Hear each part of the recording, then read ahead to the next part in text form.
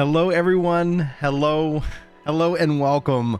Thank you guys so much for being here. And let's just today recognize where we are with Final Fantasy as we bid farewell to Shadowbringers, a 2.5-year experience, one that I am so beyond thankful to have shared with you guys, to be able to make content around this game, but also for me as an 11-year veteran of the series to continue on into endwalker. It's very humbling, to say the least, to be here with you guys, to share this community that has been growing. And so there is a sense of this kind of emotion, a feeling of like overwhelmedness, a feeling of man, like I'm trying to find the right word, the sense of like today's been a weird day. I don't know if anybody else has, it felt like that today. Like today has been a weird day. And there's definitely good things to talk about. There's definitely things to be excited about. But I've been kind of feeling a little blue today. I don't know if anybody else is that way. I don't know why. Maybe it's just a seasonal thing for me. I do get seasonal affective disorder occasionally, I guess, around this time. So I took some vitamin D to see if that ends up helping. But here we are, and I'm just thankful. Like it's a sense of this, like, have I not been thankful enough? Have I not cherished our time together enough? I don't know if that makes any kind of sense. I'm a little bit, I guess, crazy.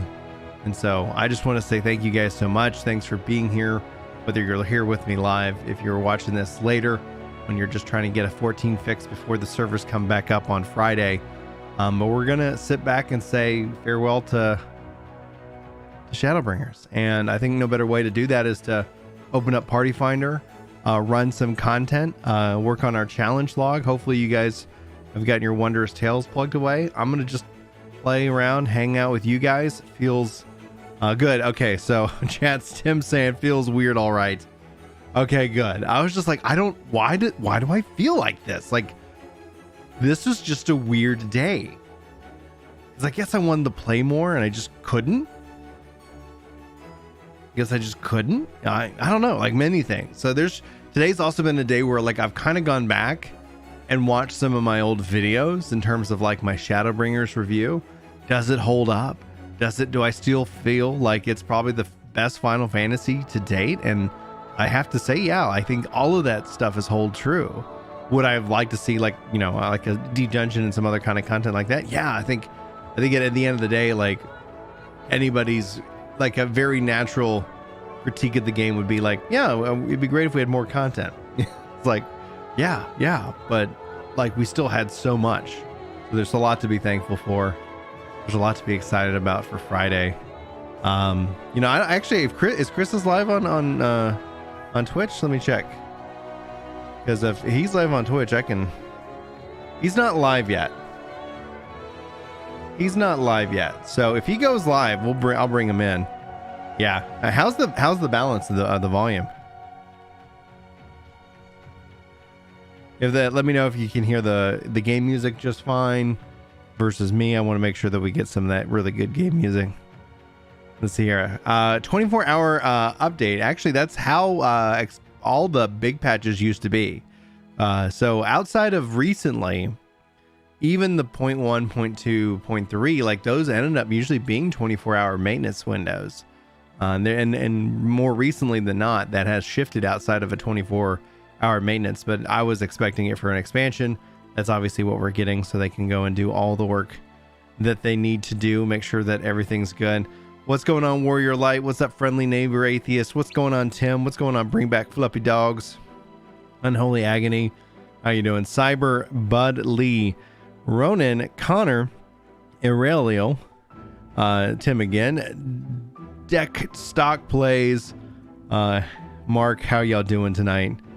Audio seems grand. Maybe check again when you're in combat. That's a really good thing to do. Thanks, guys, for the 12 likes. I think for anybody who ever engages with the videos or the streams, even leaving a comment, all that ends up being, YouTube really likes that. So thank you guys for when you guys do that. I think our record is 700 when it came down, obviously, to like live letter stuff of that nature.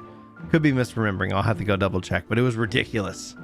It was ridiculous. I realized I think I need to call that out a little bit more, because yesterday's video that I posted was like, it's almost at 30,000 views, which is a kind of, those are more rare than anything else. And it's like, oh, and it's barely at 1,000 likes. So if you guys enjoyed yesterday's video and you didn't hit that like button, that helped that one out. Nalsto says, doesn't feel surreal that in a couple of days the final chapter of the story begins. It doesn't feel surreal. It kind of feels surreal to me. What's going on, Hex? How you doing tonight? Man. All right, I'm gonna open up Party Finder, and if you guys want to join in, let's see here, then we can. I'm gonna show you. Here's the plan. Challenge log, right? So I need to do 2 roulettes, and I need to do 4 dungeons. And if you guys want to come along with me on that, let's see here. Shadowbringers.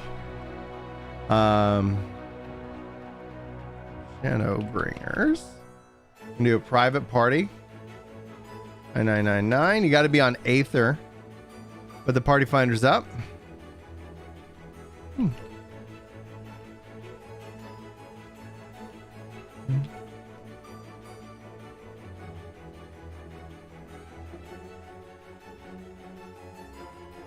Evening all right, cool. I've got just catching up on free company chat. If you guys are looking for a casual free company, a group of people you can play with, chat with, we're on Sargatanis. We're always open for more. And also, I always feel like I need to make sure I continue to hit this home. If ever you feel like you want to go do different goals in the game, like, you don't have to be married to our free company. You know, so it's like, at the core of it, feel free to like try us out, and then if somebody comes along that's more up your alley, like, that is perfect. Don't forget to unload my Moogle currency. I don't think I have actually gotten any Moogle currency, as a heads up. I haven't really been doing that. Like, I don't know why. Like, it was out and I'm like, meh.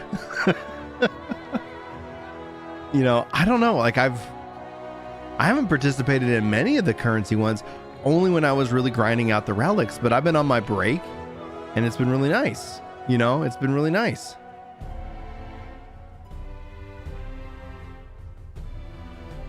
So anyway, Party Finder's up. We'll give it a little bit go time.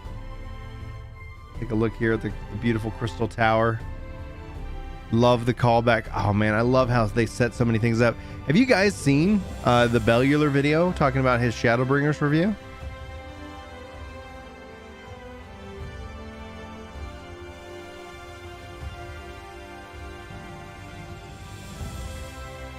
That's why.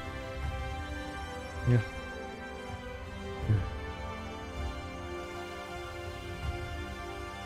Oh, it was so good. It was so good. It was like watching a kid in a candy store, but also at the same time, like your friend opening gifts on Christmas. Like, it was so good. I listened to that after I dropped Maddie off at school this morning and on my ride back, and I was like, man, that gets me excited. So you watch all 18 channels. He's got me beat, man. He's got me beat in channels, but and also I guess in subscribers. So.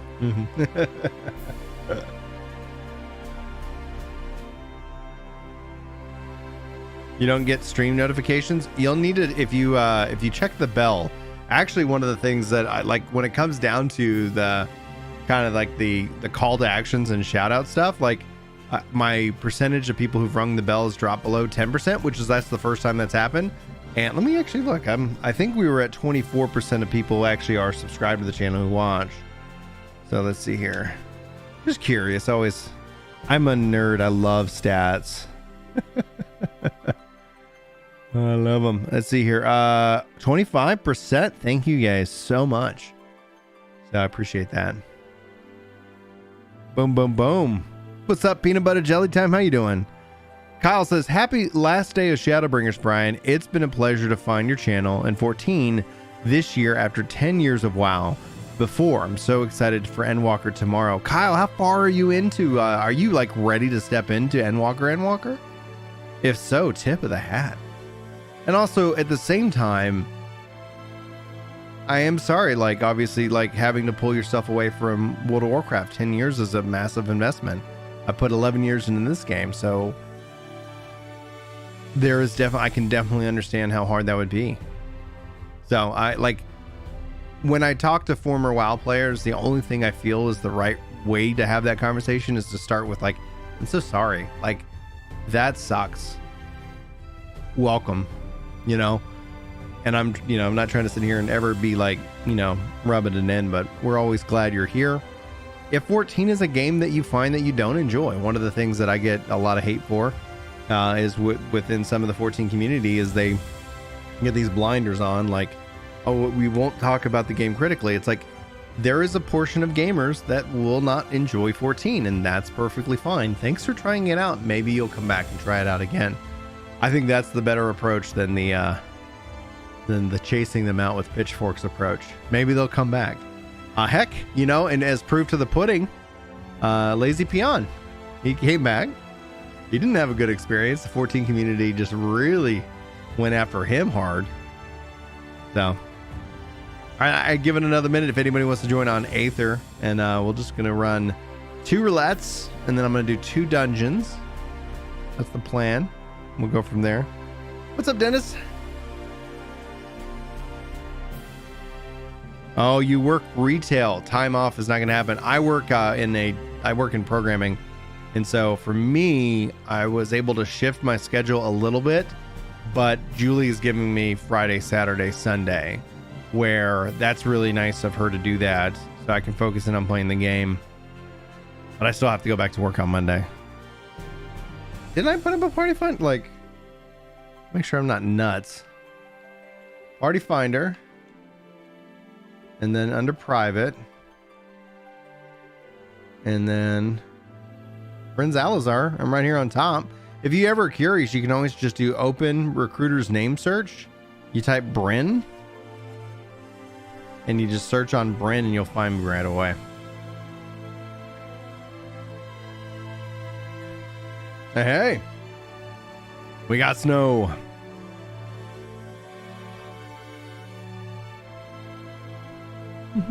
All right, we got Varix.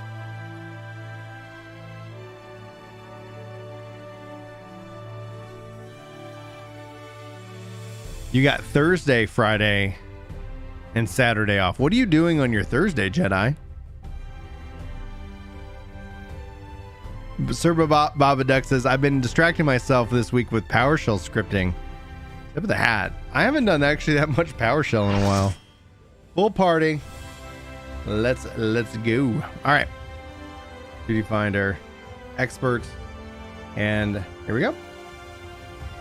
Got everybody. Oh, wow. Reserving the server. Lots of activity in the game today. I haven't had this happen in a while. Fascinating. Fascinating. Yeah, and the password is going to always be 9999, for me. So if you guys come and hang out with streams, or if you're ever looking for content, and players and things like that, you just note that 9999 is the magic touch. It's the magic password.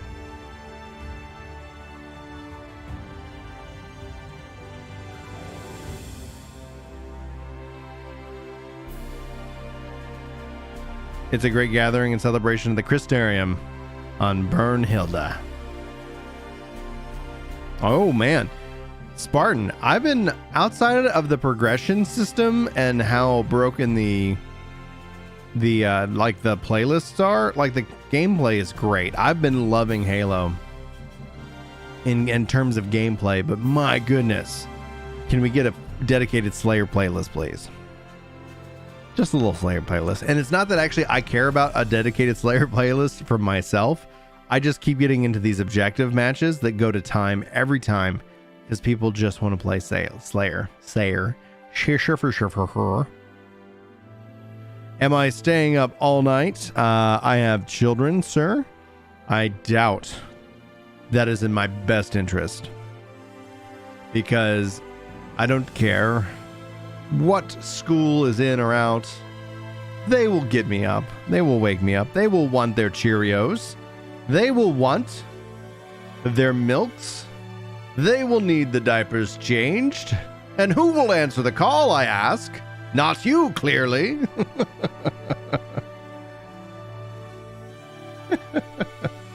Tis I. Hrothgar naked and Fantasia ready. Oh yeah. Hey Chris, today's been a weird day, man. I'm not gonna lie. Like, I filmed 3 videos, and at the end of the day, I just said, yeah, I'm not gonna run that. Just like, it's weird. It's this weird self-reflection. I don't think I had that going into Shadowbringers, but Shadowbringers, I guess, just brings it out to you as you step into knowing that this next chapter is the final chapter. Then I won't be able to beat the game on Friday, but in theory, we will know how the story ends. You know, and I think that's fascinating. Wow, 2 minutes, 3 minutes on a reserving server. I guess people want to run content. Sally sells she-stores by the seashore. Well, it's not just gaming, like, while, you know, providing for little ones. It's I also have been enjoying playing games with them as Maddie's getting way more skilled. So we've been doing some 3D Mario World, been doing some Smash Brothers. We played a lot to Path Traveler together. I just need to, like, honestly, the thing that I've been really struggling the most with is the whole COVID thing really set us back. We kind of went more into lockdown, really weren't, going anywhere. And so I'm working with her on the bike. And so I'm going to spend some more time with her tomorrow on the bike. I just took off her training wheels, but she's just scared of it right now. And there's this like dad guilt that is just like constantly eating at me. And I don't know if there's any dads out there hanging out with me tonight, but geez Louise, like I'm worried that like the Annie, like we got her on a balance bike, so I'm working with her at the same time. She's taken to it fish like water, but Maddie's got this natural like trepidation just because like she's 7, and it's like we got kids in the neighborhood who are 5, and they're just riding without training wheels, but they're also riding without helmets, and I'm just that frustrates me. I'm like, where daggum freaking helmet? What's going on, Russ? How you doing tonight? Well, thanks for coming by and hanging out, man. I really appreciate it. Streaming tonight. Julie and I might do a stream tomorrow where we just kind of hang out, maybe play some Final Fantasy IV. Just in sense of just like, hey, we're talking 14. If I could ever get a PS5, maybe then I'll be able to get her back in the game. But Julie and I have been playing Halo together. We've been playing New World together, so like we've been enjoying those games as well. So this data center is struggling. Well, we'll see what happens. We might not run content. We might just sit here listening to some awesome music and chatting for a little bit, but hopefully we'll get some content in here. We'll see. Colin, how you been, dude? Your daughter just turned 20 a couple of days ago. Congrats. That's awesome.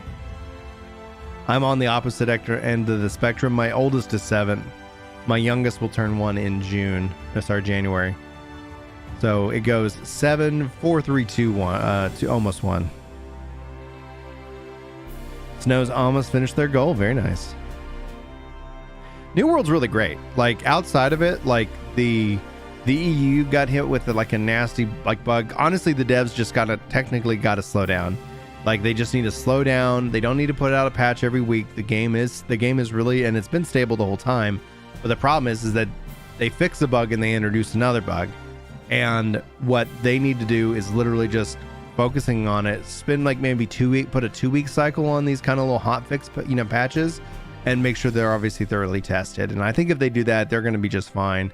I absolutely adored the game. Like it's like the question that I have right now, and this will be very inflammatory, but it's not inflammatory for a reason. I just don't view 14 as an MMO. I view it as an RPG MMO, and I view New World as an MMORPG. So there's two different contradictions there. But I'm very curious to see how I go into December, because right now, I would actually say New World is the best MMORPG to launch in 2021. But that's also without, like, I think I have the ability to think that and say that, is that I've been there for Destiny, for Final Fantasy 14 1.0, for Guild Wars 2, for, you know, every single MMO that's, you know, kind of launched outside of like a handful of the last ones over the last 2 years. So can't speak on Blessed Unleashed. I can't speak on some of these games that I just looked at and was like, ugh. But no, I think it's what they need more than anything else is the server mergers right now, because obviously we had a huge population rushed into the game. Obviously that was the natural thing, have an incline. So on Noon Shahar, I think we have about anywhere from 400 to 800 people on a server at any one time, and it's a lot of fun when there's like at least 1,000 to 2,000 people. Chat still fires off in the game. I play it every day. What's going on, Sparta? How you been, dude? Happy farewell to Shadowbringers.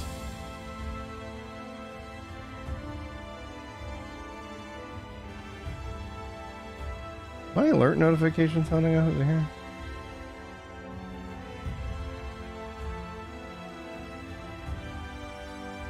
Save that. Plays that, because I'm not getting any sound notification.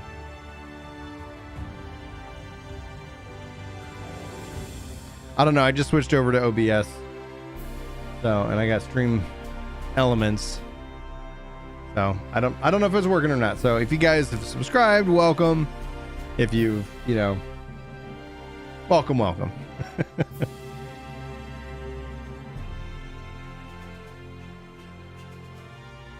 And that's actually why it's also another easy thing to say. It's like there's not really like a lot of like, you know, like big MMO releases. It's one of the things that actually has me hopeful is even beyond like New World. But you have Endwalker, and then you have Yoshi P talking about sparing no expense when it comes to 14. You have them talking about like another 10-year plan for the game.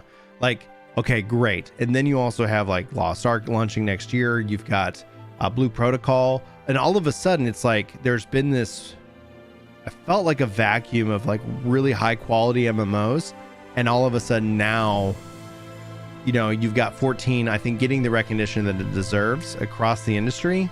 And then alongside that, you also have new MMOs willing to take risks and try different things. And with the collapse of WoW, and again, to former WoW players, I'm so sorry that happened to you.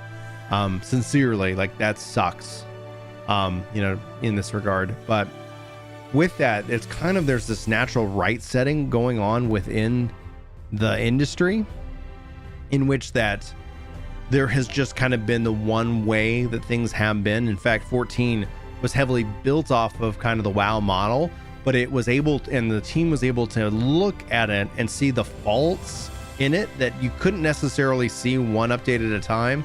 But overall, when you go listen to a lot of the things that people disliked about World of Warcraft before the whole Activision Blizzard bull, you know,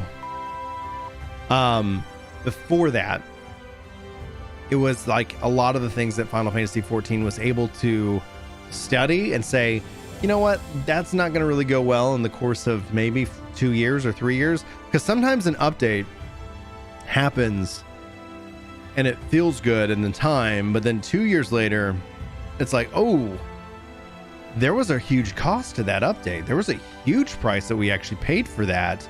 And I missed the thing that went away, because the thing that went away ended up being special. But, you know, like gamers will game, right? Gamers will optimize the fun out of anything. So Colin says she wanted to watch Venom 2 and eat pizza for her birthday. So that's what we did. That's a great birthday. I'm sitting here looking forward. We've been starting to slowly introduce Maddie to some fun movies. We just watched The Princess Bride together. Phenomenal. So obviously you and me in totally different ball games when it comes to movies. And so now I'm kind of like, when do we sit down and watch Star Wars together? When do we sit down and watch the Lord of the Rings together? Probably do The Hobbit first for her.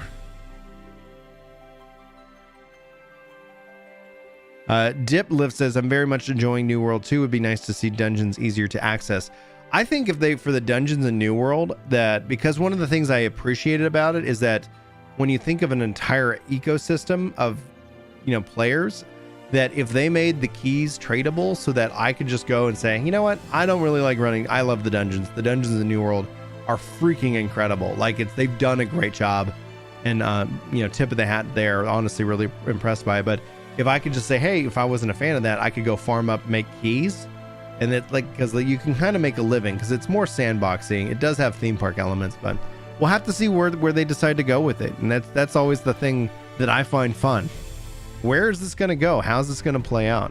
So I honestly don't see New World and 14 competing in any way, shape, or form, because they're two completely different styles. It's one of the reasons why, for me, I was a big Destiny player and a 14 player at the same time, because the styles in my mind were just so different. They were just two different games that I got something completely different out of. It wasn't like I was playing, you know, like, I think it's been difficult whenever I tried to play WoW and I just didn't like it. I was like, I don't know, why am I here? At its core, I was like, yeah, this is great. So it's, for some people it's going to be something that sticks, and for some people it's not. But obviously, anytime I post on New World, I definitely see a lot of people coming in. They're like, I'm never going to play this game. I've never played this game and it sucks. It's like, thanks for the comment. Let's see here. So Bring Back Phobie Dog says Ashes looks interesting, albeit a few years out. Yeah, I had somebody trying to convince me that Ashes was coming out this year, and I was like, dude, you got to think 2023 at a minimum, 2025 for like a realistic, you know, release for that game. And I honestly wish them the best, but I've heard a lot of people talk about the Ashes of Creation community, like talk about the game and how it's going to save MMOs, and that has me the most concerned, because in contrast, people said that, you know, people weren't even interested in New World. I was like, all New World people were just like, yeah, it's gonna suck, it's gonna be a bad game, you got to pay attention to Ashes. And it's like, all New World has to do is not suck, and all Ashes has to do is save the MMO genre. I think the genre is actually in a very, very healthy state right now.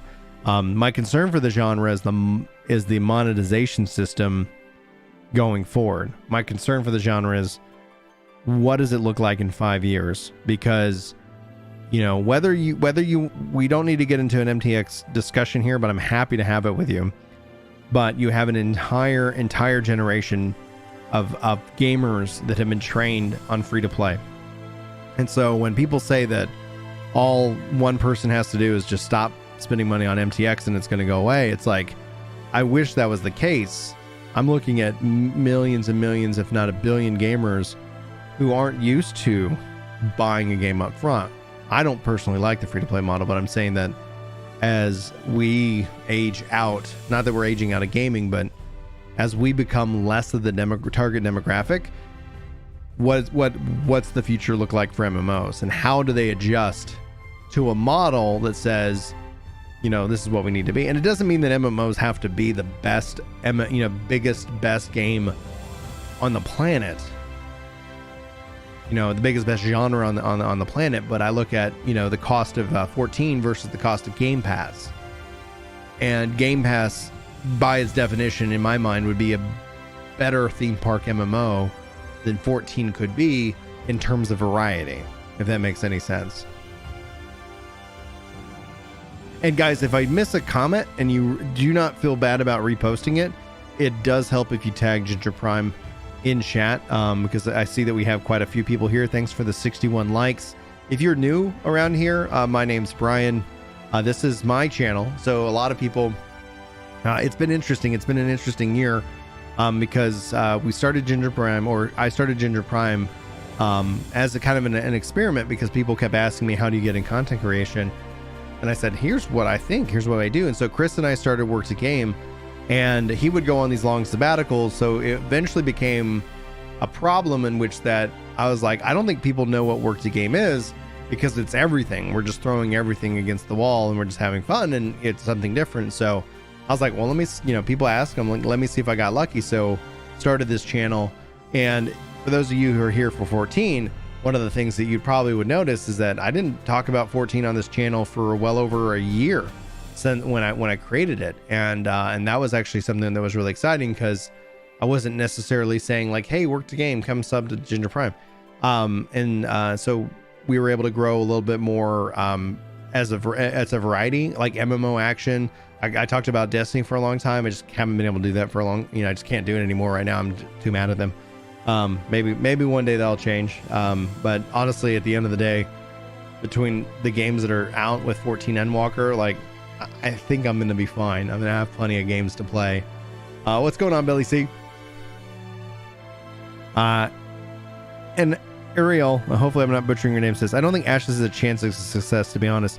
Ashes as a sandbox MMORPG, I think it's going to shock a lot of people. I think what WoW did was it obviously popularized the genre massively, and it trained them in a language of theme park. And then when you take that MMO and you step into something that's more sandbox and then you have more freedom, that can be intimidating. I think the future MMO is what I've been calling the sand park, where it's rather than say like sandbox and theme park combined, where you have a theme park element that helps drive people and introduces them and gives them something that they can do and not necessarily have to engage, because it can be intimidating. It's like you're coming into this, this entire community and you're like, oh, I don't like, when I go anywhere that I've never been before, I have massive travel anxiety. So I like to go and travel with a friend just so I'm not like alone, because like I get really quiet.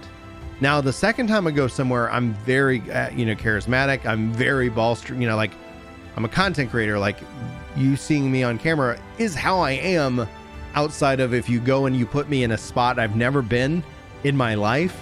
Like that's the contrast, because I get this travel anxiety. I get this fear of like, I don't know where I'm at. I don't know the lay of the land. I don't know the culture, so anyway, it's just how my brain works. But yeah.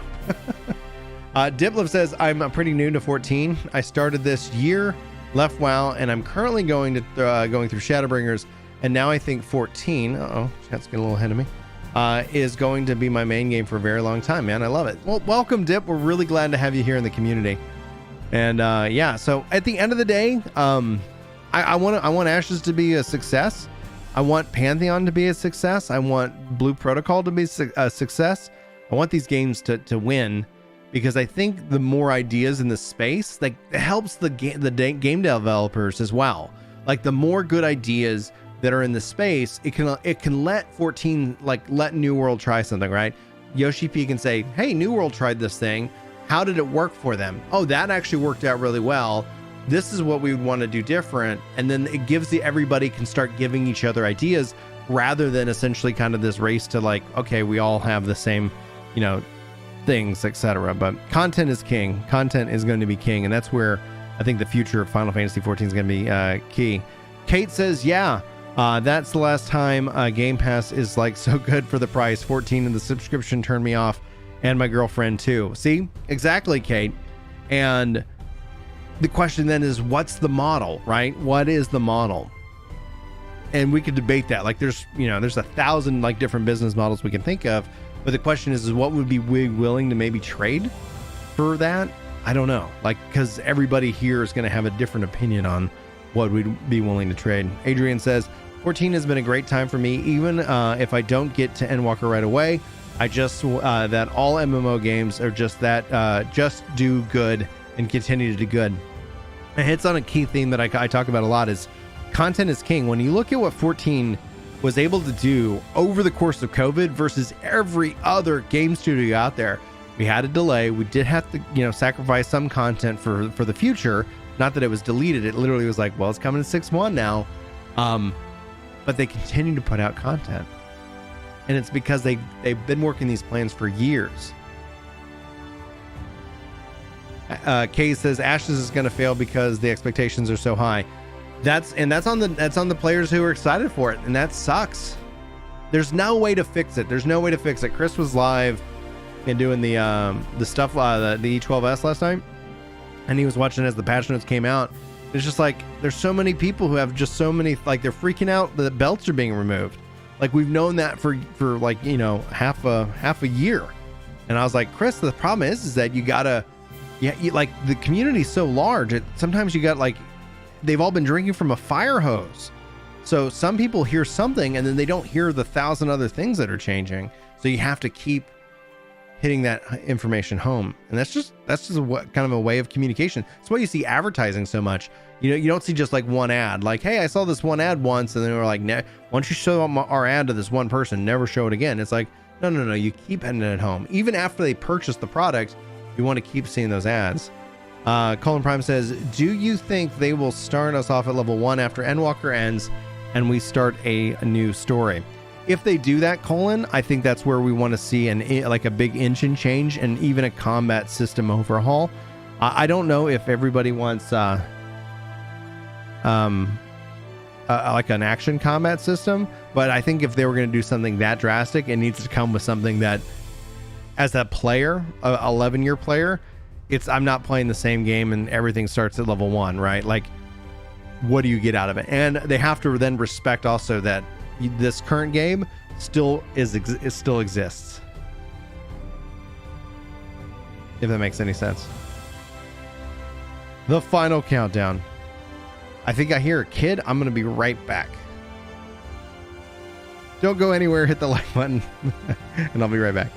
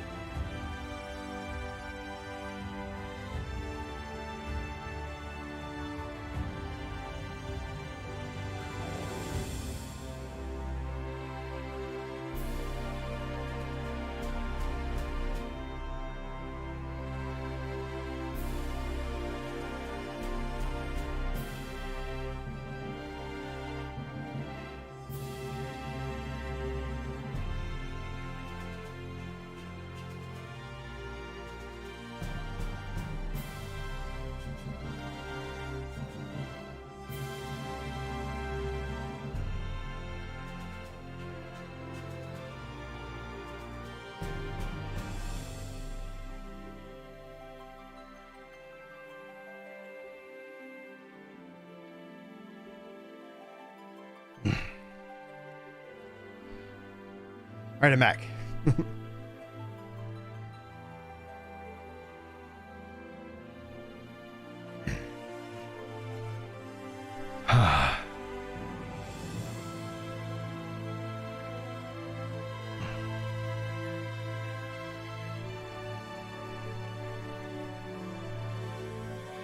So people crapped on Minecraft's sandbox style as well.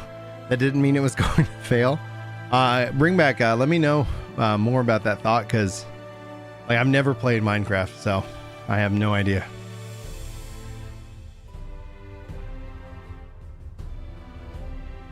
Noah says, honestly, I don't think MMOs will be able to survive not having a good story anymore. A lot of gamers nowadays that are new to the MMO space are far more interested in the narrative. Honestly, that's a really good point. Man, we're at 25 minutes. I'm gonna re-queue us 1 second.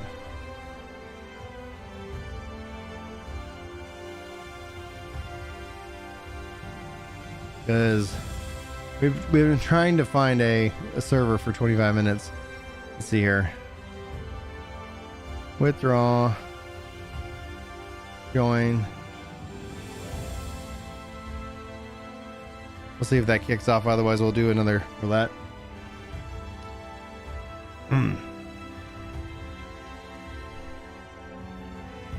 The narrative is a really great way of bringing people into the game, Noah. Like, it's a really great way to get people invested, so you can have a single player experience, and then you get this story which helps you get invested in the world, and then you get invited to take part in more of a social aspect. And I definitely agree. I don't think you can launch a theme park without a really good story. I think you can launch a sandbox that has a story, but it doesn't have to be the key defining factor. And he says, ask you, I am level 80 Black Mage, and I start playing Endwalker. Yeah, I think so. Cal says, hey Brian, been watching Work to Games since I started. Your controller guides helped me out so much. Looking forward to your new versions for Endwalker. I'm really excited. I've actually picked up a couple of courses on After Effects, and so I really kind of want to try to level up my video production. I know that like typically like the more I put into a video doesn't like translate that like it does better in the YouTube algorithm, but I just want to look at like how I can set up the guides to be as helpful as they can be, but also, you know, as like entertaining in a way. And just so I've been doing those coursework. I got a little bit to go. Still a lot to learn. It's kind of like drinking from a fire hose right now, but I figure if I stick with it, I should be able to get it. I'm kind of silly like that.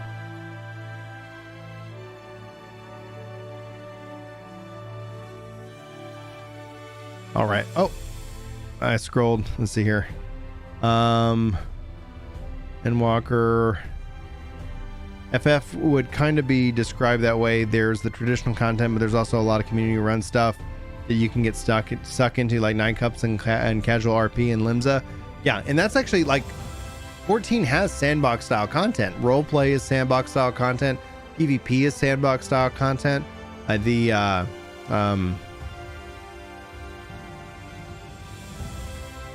there's like 1 or 2 more things, but I think that ultimately the more they can introduce a little bit more of the sand park or the sandbox into 14 would be a good thing. It just allows players to express their creativity and make their own content so that you're not always 100% reliant on game devs to deliver you that curated content. So the more that they can do that, I'm definitely always for that. Charlie says, the thing that I'm worried about for players in New World, and I work at Amazon and they have a habit of chunking out things that don't make money. I hope they don't do that for New World. I mean, all things are possible, Charles. Like, at the end of the day, all things are possible. It'll be kind of curious to see because they have invested a lot of money in it. And so if they have been willing to put that money up front and they decide to, if they ever decide to cut it short, it is short-sighted because most of the models show like it isn't an overnight success. You release a game and all of a sudden everything's coming up, especially in an MMO. The fact that they're going to have 2 of the biggest, 2 really big MMOs with their belts with Lost Ark and with this, it's interesting to me, and it makes me wonder if with their integrations and things like that they've got this little ecosystem they're building, and it's going to be quite fascinating to see how that plays out in 5 years. Let's see here. Business failed, business tax write-off, done and done. Yeah, that sounds a lot like Amazon. Tax write-offs for sure. Narian says, can't wait to play as a male Vieira. Yes, you're getting that. I'm so excited. I was so caught off guard by that.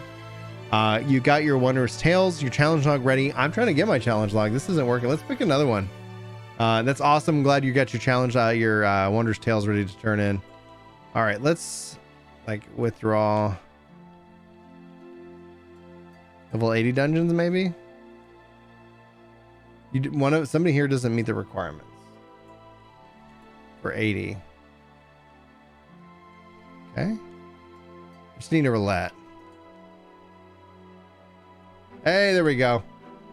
There we go. Finally, man. Yeah, instances seem borked. 50, 60, 70 might be working. Sorry guys that I did miss some stuff. I know, I apologize as the content just dropped. I mean, like, I actually can run stuff. Oh, Bellular just finished 5-5. Holy crap, the guy's a freaking beast. Oh, how fitting. Ethereal chemical, baby.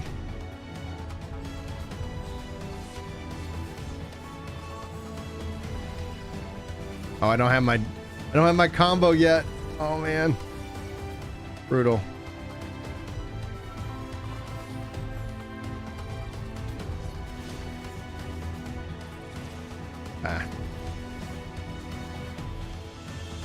There we go. I like, get in there. Get in there. Bring that MP. Oh, we get him over here.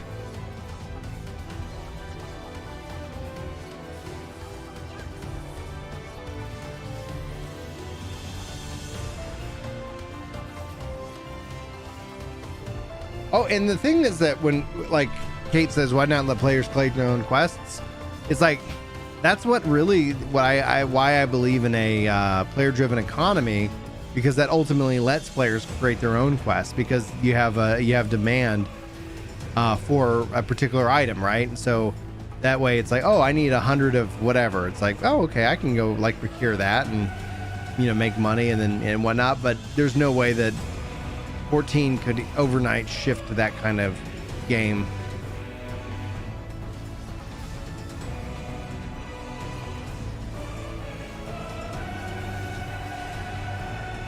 Just too much work and change involved.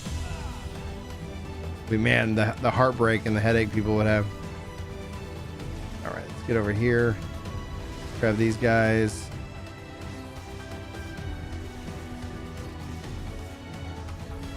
Okay, we're still gonna wait. All right, great.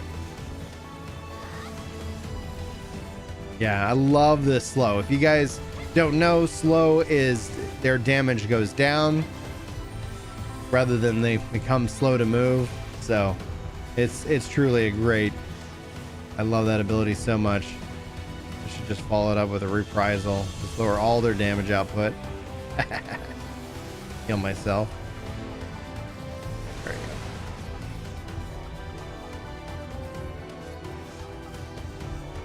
So which streamers am I most excited to watch play the MSQ? When I finish myself. Honestly, it's... Oh, did I die? I died. No, I'm not. Anyway, I was like... I've just been redoing my HUD, so I'm still kind of getting used to where everything is now placed. So, like, wait a minute. It's more going to be about the highlights. It's going to be about the highlights and the reactions, because I guess you would have to sit here and be a streamer who's currently not ready for Endwalker for me to be excited about that, because I don't think I'm going to go watch a VOD after the fact, but I will go watch a highlight reel, you know. So it's like, hey, they post their reaction to Quest and Quest, but easily for me, Pyro, Bellular, Rook. I'm honestly, I'm gonna just watch anything and everything that falls into my feed. So if you guys film yourself and you post your videos, like, send them my way. I'm going to be that's going to be my plan once I finish the story, if that makes any kind of sense.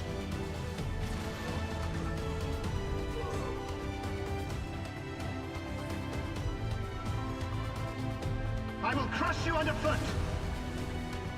Well, hello, Regular. It's been a while.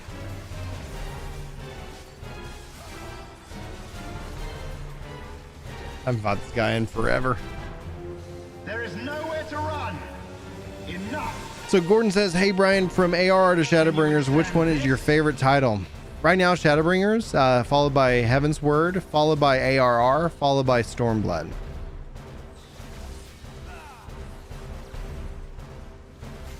But Stormblood does get redeemed through Shadowbringers based off of the Bozja storyline. Give me.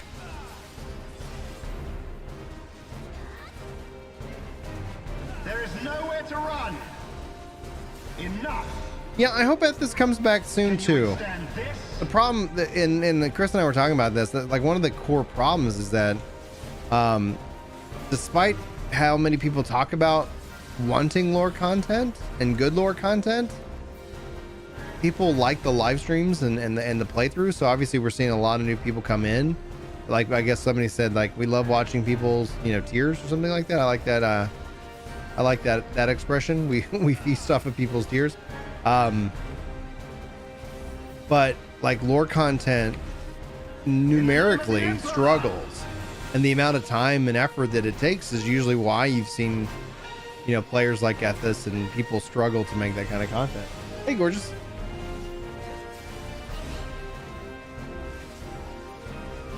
I'm not hiding candy up here. Who told you? Yeah, the candy bowl's been there. I thought like the kids have like, we found dad's the candy bowl, and it's like, it's not, I don't even eat the candy. I'm not a candy guy. Now, Lost Ark isn't going to be a threat to New World. Lost Ark is a theme park. So it's like, I don't see theme park and sandbox MMOs compete. Honestly, I think it's going to be a big help. because it's going to appeal to a group of players who like it. I played it back in Korea, so I'm excited. I played the beta a little bit. I have a VPN. I go to Korea. I go to Korea all the time, baby.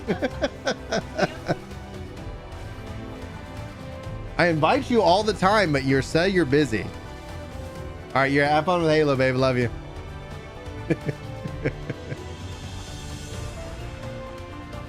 No, so I honestly see it as something as very helpful, because despite when I see people say this, you know, like, oh man, yeah, I'm at it, like, content is king.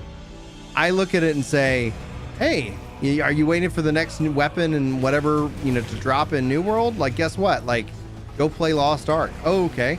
Oh, New World got this update. I'll go check it out. Like, that's what 14, like, that's almost the magic sauce outside the story, and the fact that the developers have really thought through the entire game, because you feel that through, like, the fact is, like, they've done years of planning before it's, you know, like, we're like, oh man, they just added this. It's like, yeah, they were working on this for 2 years, you know? And so when it comes to that, the magic sauce though is the fact that they keep pushing out content for Final Fantasy 14.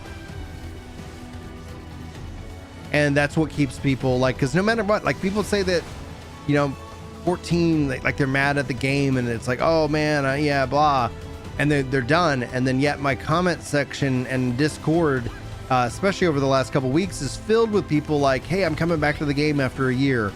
And I remember some of them very distinctly talking about, you know, and rage quitting. And I think that the solution isn't to be dismissive of somebody who rage quits. And I'm not trying to be dismissive of anybody who's had that experience.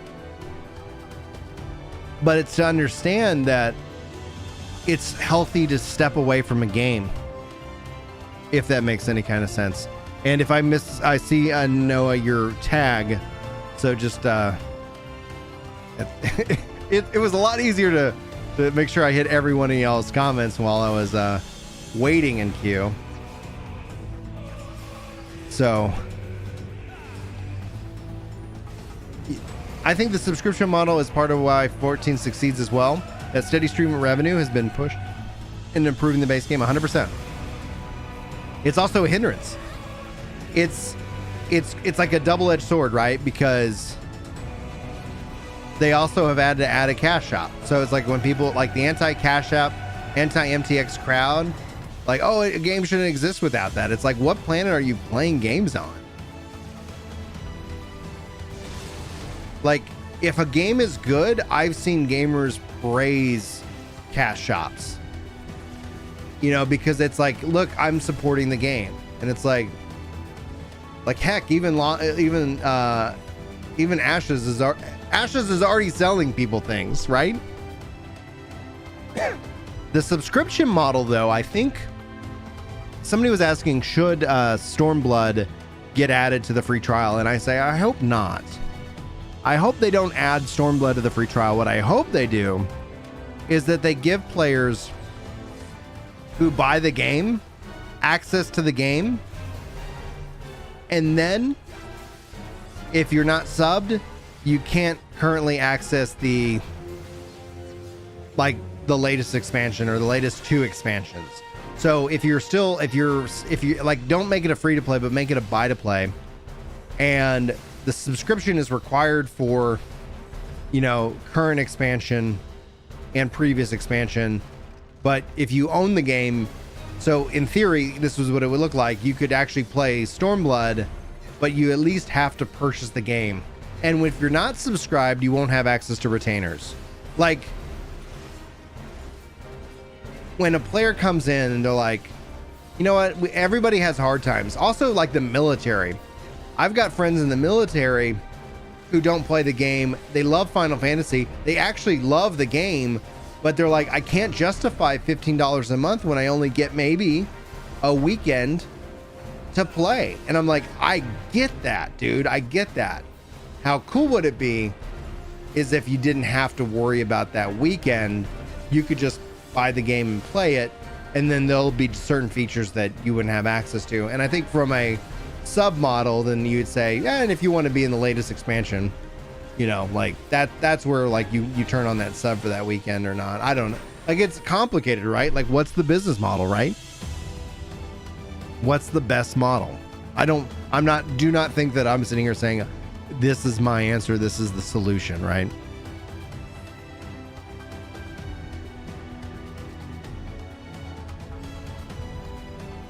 Notorma says the main point of 14 is the freedom to do what you want and not get punished for it. I do agree with that. It's also a story of redemption, you know, I think.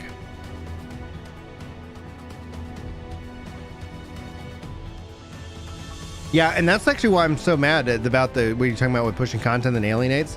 Like, one of the things that I actually am mad with Destiny still is that their latest, the Witch Queen has a paywall for the deluxe stuff for their dungeons. And I was like, if it's a cost thing, just increase the base cost of the expansion. Don't make me say shout in group like, hey, I'm looking for somebody to do the new this new raid, must have deluxe edition. Oh, that just feels wrong. Thanks for hanging out, Sir Bob. I hope you had some fun with PowerShell today.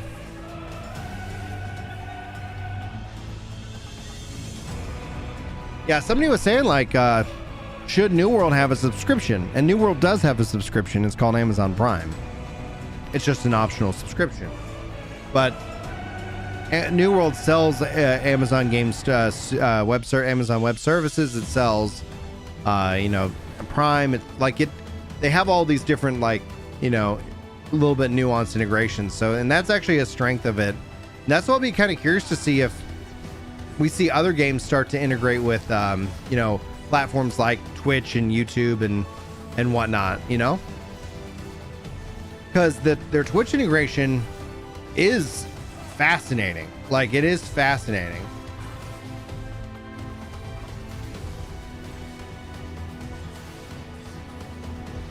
Yeah, they could still keep the free trial up to Heaven's Word, but then it's like, it's so weird because if you buy the game, if you give them $20 today and you're in the free trial and you haven't gotten to Heaven's Word, it sucks to be you. You can't go back to that endless free trial. And you've given Square money and you've given them money and you get less of a, you know, less of an experience or less of an ability. Like, there's obviously features they turn it on and off, and that's why I think that it could be totally possible to make things like that happen.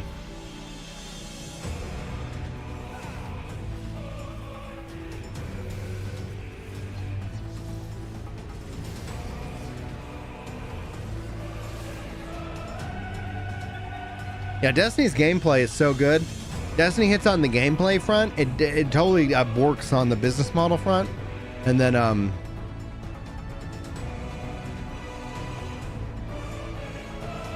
but it's kind of where do I put my money where my mouth is? And it's like, honestly, if I'm frustrated, but yet I still give them money, then I'm like, what am I really doing? I'm just bitching to bitch.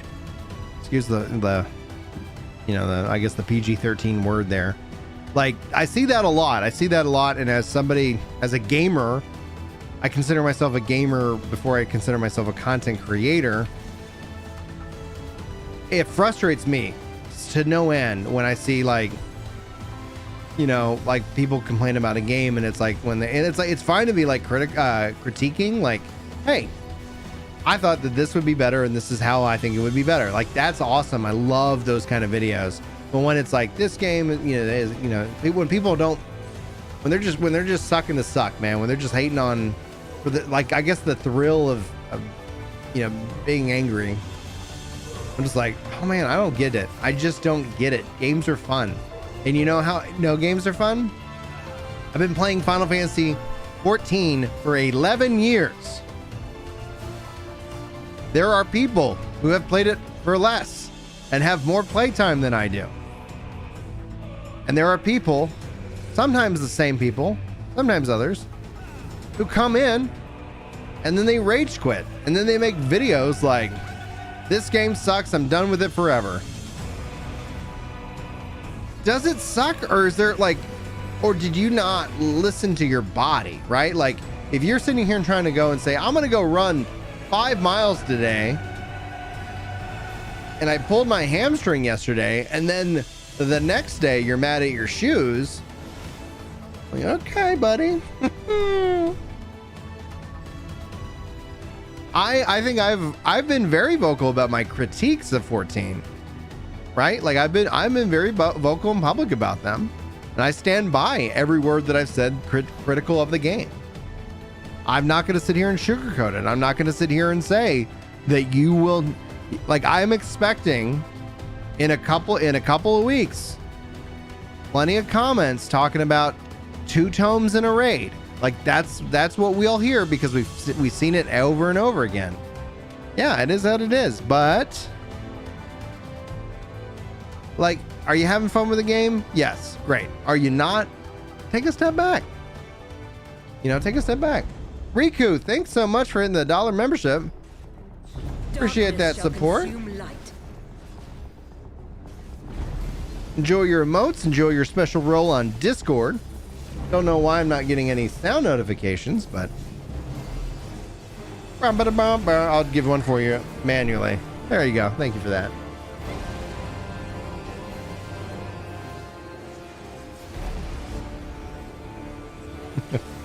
So somebody say, bitchy, bitchy, bitchy, bitchy, bitchy.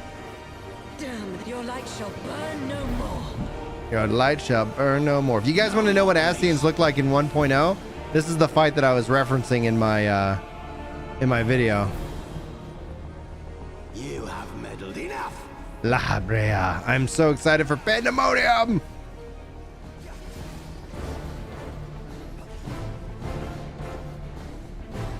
Oh yeah, like, man, if they somehow combine 14 and 11 in some way, some connection, oh man, I'm gonna lose my mind. Chaos shall reign forevermore. Oh, thanks, Roger. Yeah, I was playing, I've been playing 11 on a private, oh man, let me get hit by everything. I've been playing on 11 with a private server with, some friends. Whee! There we go.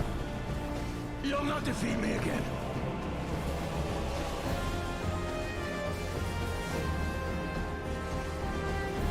All right, here's what Ascians look like in 1.0.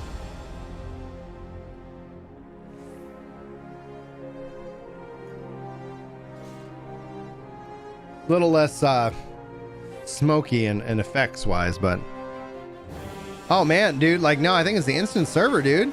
We had a 4-man group trying to go into expert roulette and it wouldn't work, so I had to do 50, 60, 70. So I was just like, all right.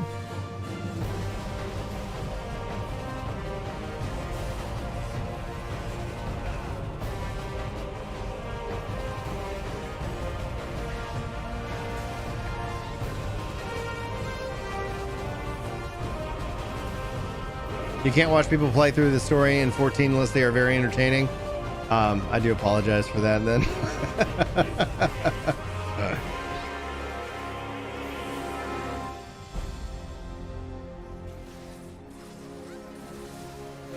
I've been enjoying Pyro. I haven't seen every one of his streams, but man, goodness, I'm so happy for him. It broke my heart, like watching his like rant video.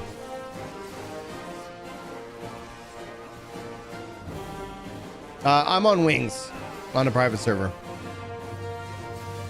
Oh, wait.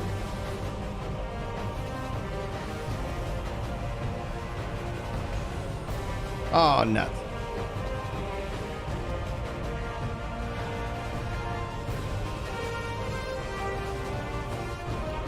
I got pacifying. There we go.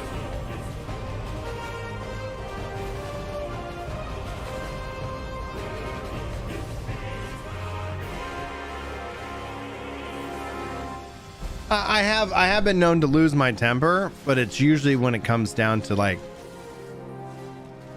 just really bad practices.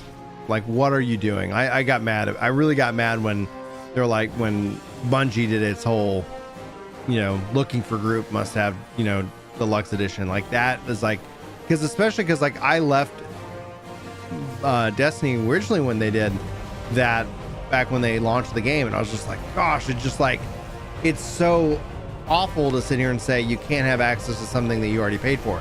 This is a little bit different, but it still feels like in that same wheelhouse. But the whole point is like, just step away from the game, you know. Just, there's so many good things to do, there's so many good games to play. The hard part is that it's a lot of, you know, these are people's communities, you know, like a game, especially a game as a service game, is more like it's also a community, not just a game. So tearing yourself away from, I'm just gonna eat that, boom. Tearing yourself away from it is difficult. I wrote and recognize that for a lot of gamers. Eat them all. Eat all the balls.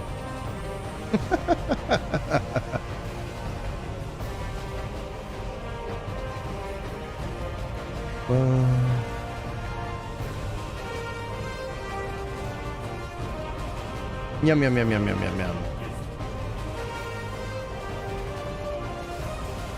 There it is. GG.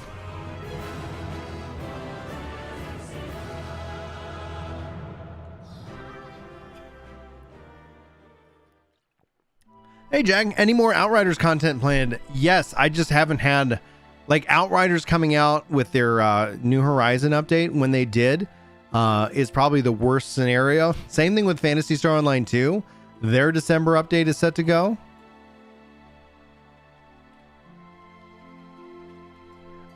You know, so it looks like we'll have some open slots, so we'll open up Party Finder here for those who want to join, and we want to do some hopefully roulettes and stuff. So yeah, I plan on jumping back into New Horizons. I'm hoping over Christmas break, depending on where I'm at with Endwalker. And then essentially we also have World Slayer, which is coming out next year as an expansion. So I'm very excited about that. I need to test out the crossplay with friends, because we ended up having so many issues with crossplay that it just kind of came down to where I told, you know, I said, let me know when you're ready. Like, I enjoyed the gameplay. I enjoyed the story in the world. So, yeah. So yes, it's more Outriders content is planned. I wouldn't expect a video from me on it, you know, this year. So next January, most likely, we might go and dive back into that in terms of some videos. I might, you know, put out some builds and things like that. Yeah. So yes and yes. My character name in 11 is Bryn, and then on the retail server it's Brins. So Noah says MMOs and gas, games as a service, are basically homes away from home, from reality for people. So I think that when the developer does a bad practice, it actually hurts the players. 100%. 100%. That's where like I hope that I have a good, clear distinction in my critique. Like, am I having fun, or is the developer doing something shady that I don't agree with? You got it, Jag. Are you part of the Discord? Because if you are, we need to team up. We need to be we need to friends, especially with crossplay. What platform are you on?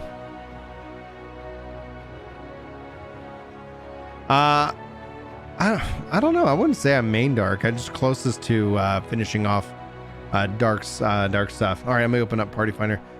We'll go back for an expert roulette because I'm game for bonuses. Password's 9999 if you want to join. If you have never seen it before, you can go up to Party Finder. You can click on this little name in the corner and type in Bryn, B-R-I-N, and then hit search, and I show up right here. You want to join? If not, no worries. I'll hang out. I'll catch up on chat. Sorry if I missed a question. If you always feel free to restate it. You can also tag Ginger Prime. It helps me see something that's more directed towards me versus you know, somebody else, like when y'all have your own conversations with each other. All right, we got one.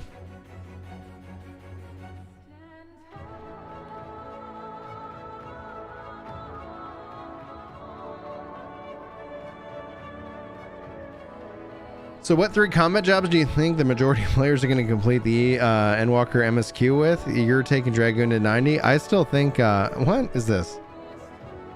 A wild onion. Okay. Thank you.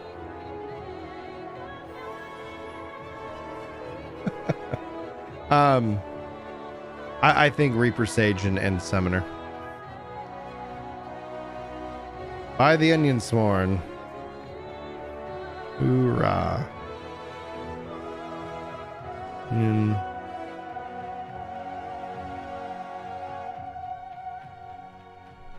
Hoorah for onions the world over. Let's see here. So Will says, recently moved from Crystal to Aether. I wasn't having any luck finding groups. Will, dude, we're on Aether. Come play. Yeah, Summoner is going to be a big one. My plan is to do Reaper, Sage, then Summoner.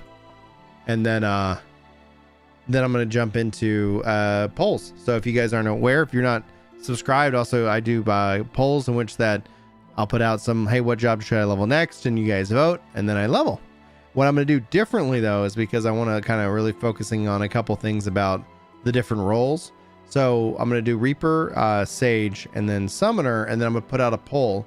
And based off of what you guys vote for, I'm going to lock in that role. So let's say I do, like tanks, like I'll put out like Paladin, and I'll put out White Mage, and I'll put out, Black Mage, and I'll put out, like Dragoon or something like that.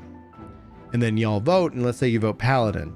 Then it's going to be locked into tanks. So I'll finish Paladin, and then essentially I put out a poll for Warrior, Gunbreaker, Dark Knight, and then we'll do that whole thing. So, but before all of that voting takes place, basically the 3 new jobs that we're getting are going to have be leveled to 90. You sign in when you beat this boss in 12? Nice.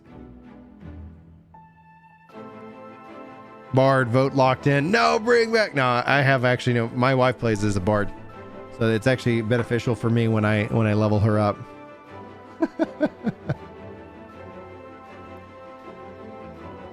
In my opinion, what's the best way to power level? MSQ grind or dungeons? MSQ 100% because there's no point in power leveling unless you're doing the MSQ. The game is 100% MSQ gated, but then from there, doing your, let's say just as kind of a quick primer, doing your hunts, there's a hunt system in which the enemies in the open world, they're great for experience and the currency. And then essentially I usually focusing on leveling, and then maybe I'll do another roulette here or there. I try not to do too much of that kind of content because it can wear me out. And so again, tying all back is that the goal is to get to cap without hating the game. And a lot of people will get to cap and they'll hate the game.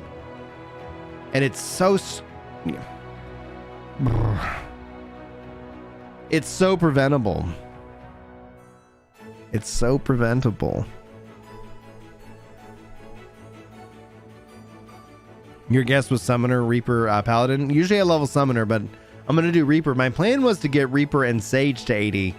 But being that I'm going to see if I can't finish Endwalker over the course of that long weekend, I'm going to just take Reaper through it. And then I'll come back and do, hey, all right, we got a duty pop.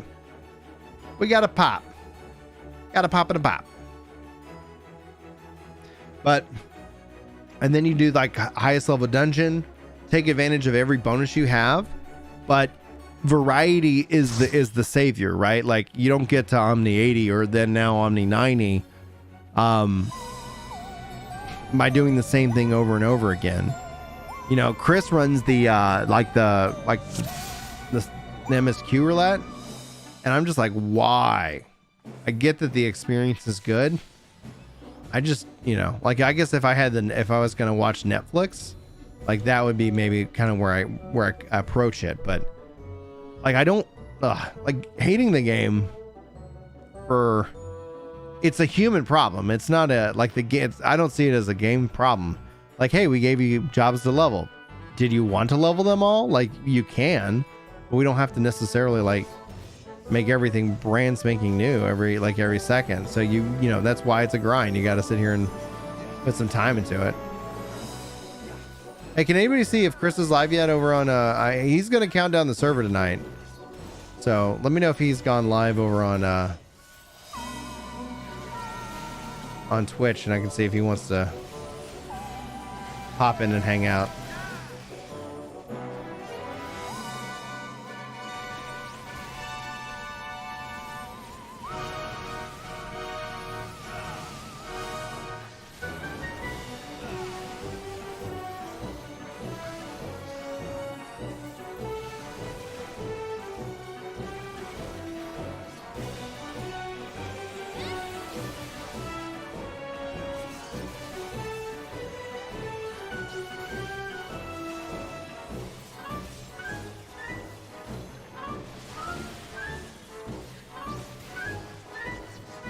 Gotta keep blood weapon on. Like, what am I doing?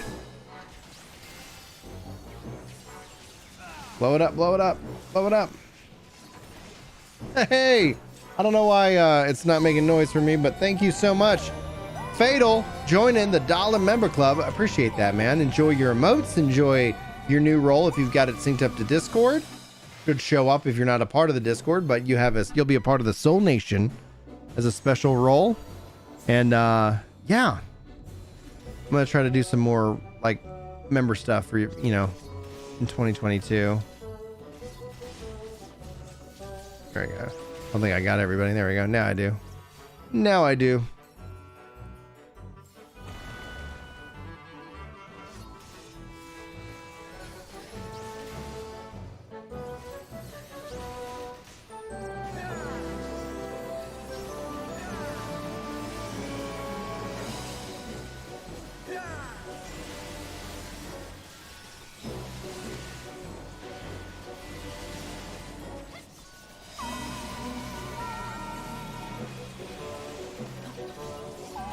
There we go. There we go.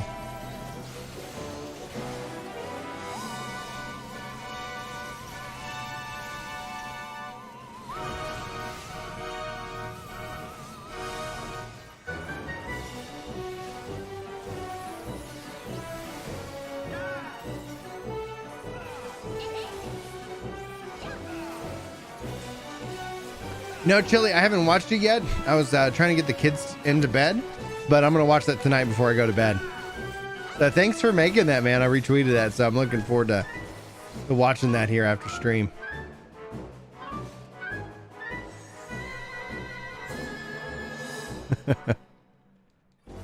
So what are y'all's plans for tomorrow? Like, what is the 24-hour maintenance? Y'all play another game? You get some rest?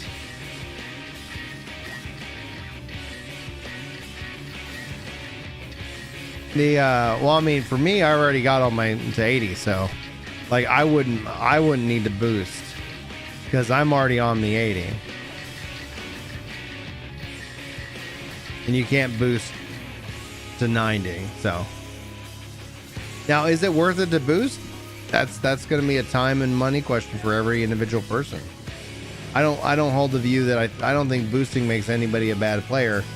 I think it's all like if you boost, there's certain things that you need to make sure you do so you know your job. Otherwise, you're not going to have that much fun, and you could negatively impact somebody else if you're not careful. But the idea of boost is, yeah, like they exist. I think there's better systems. I think a level sync system and a quest sync system in which that like a friend joins in the game, and rather than say, hey, can you rush up and to join us and here's all the cool content, that they can be like, hey, let me come play with you, you know. But one takes more development time than the other. I haven't decided if I want to go to sleep early or if I want to stay up late, because for Central Time folks it's 3 a.m. I'm guessing I want, like, because then essentially I'd be getting up at 2.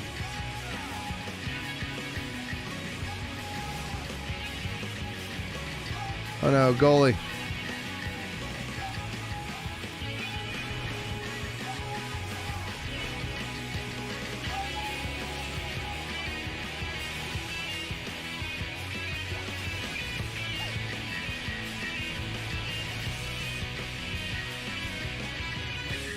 You're napping? Nice.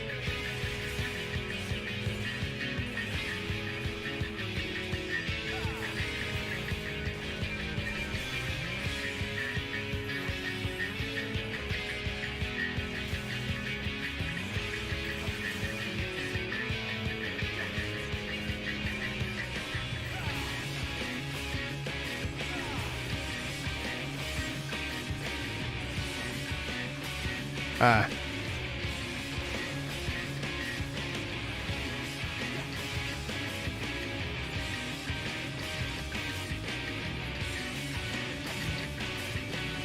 You got to work at 8 a.m. on Friday, so you think you're gonna go to bed at 7?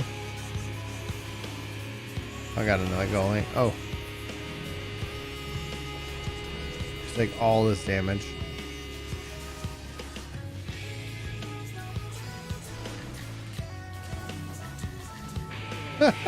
Go in the hole.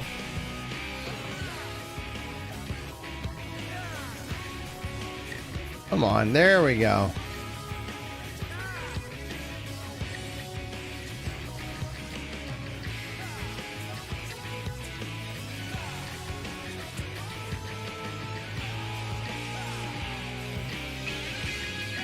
Oh yeah, value and time should be considered. What's your time worth? Some people have more money than time. Some people have more time than money. It's like, I get it. If it keeps you playing the game, then it's a good thing, right? Where's the goalie? There we go.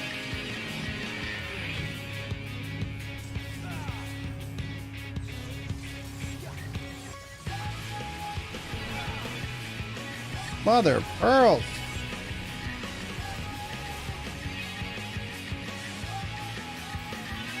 I've never had that problem having it lined up so difficult. I haven't run this in a while though.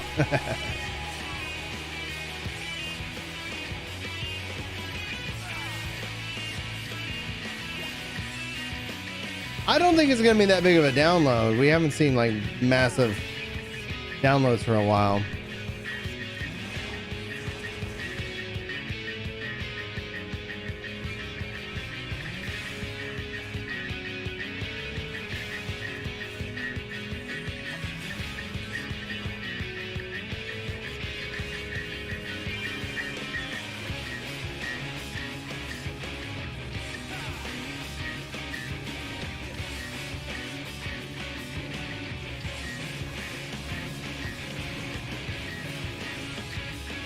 Trying to line that up.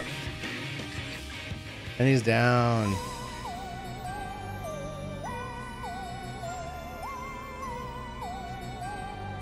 There we go.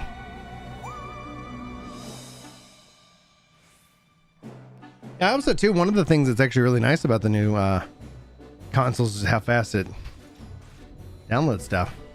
Also, thanks for the 121 likes, guys. That's incredible. Thank you.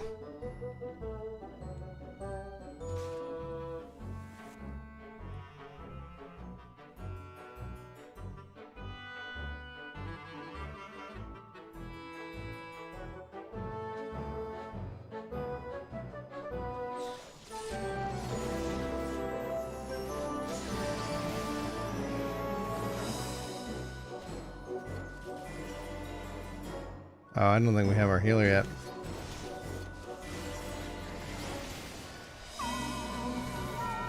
Healer's here.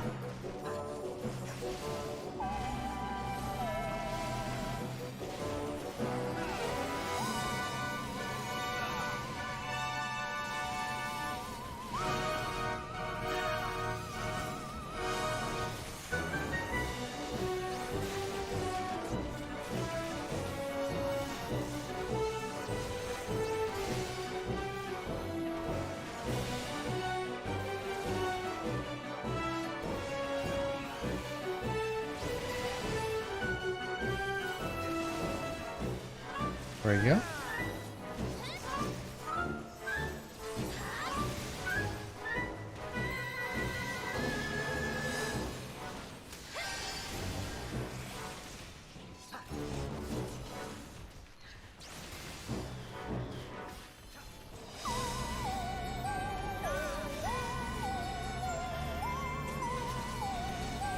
That is correct. 1 a.m. PDT, 3 a.m. Central, 4 a.m. Eastern.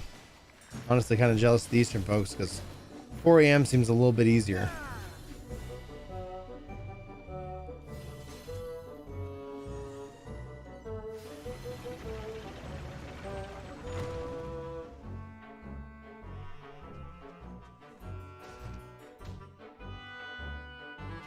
Yeah, Hugh Walker. That is probably the most adept way of describing it. Honestly, it's gonna be, I think if it's that bad, I think a lot of people are gonna be afraid to log out, which is gonna make it worse. Like if I'm like, oh man, if I log out, I might not be able to play again today. Oh no, you know, gotta keep going, gotta just keep going.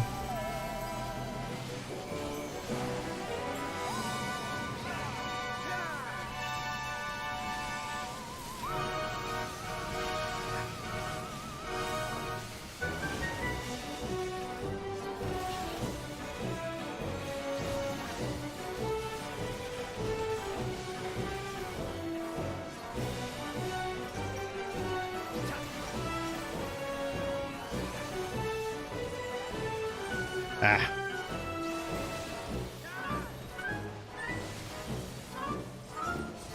There we go.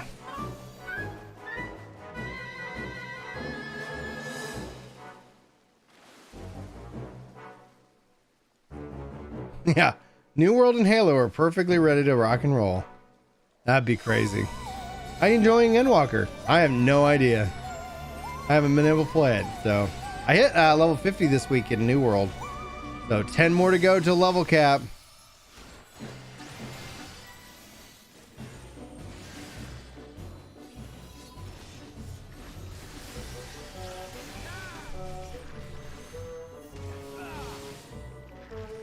$6 p.m. JST.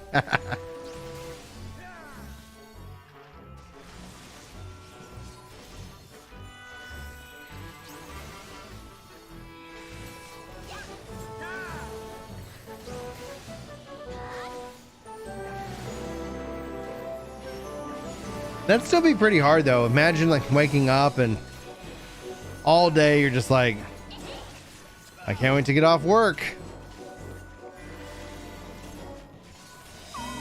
You get off work and then like, you know, you have families like, hey, I need you. It's like, yeah, I was like, oh man, I was gonna play today. But then you probably hear like massive server queues and you're like, all right, yeah, I'll go to dinner.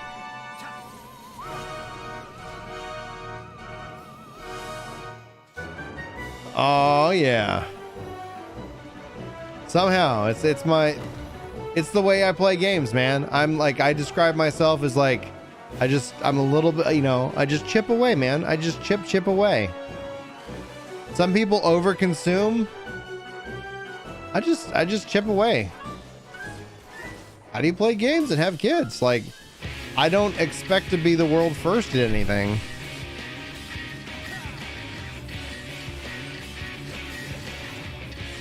I let them run ahead. Like, there's been people who've been 60 in New World for a while.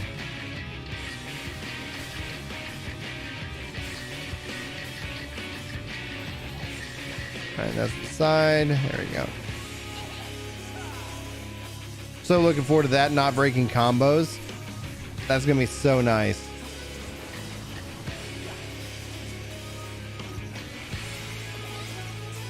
Oh, all right, you're going up.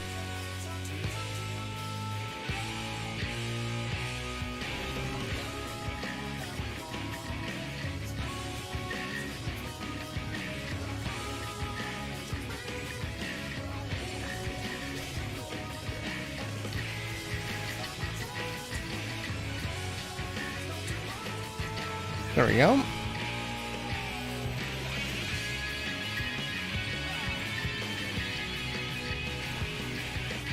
Perfect. Perfect.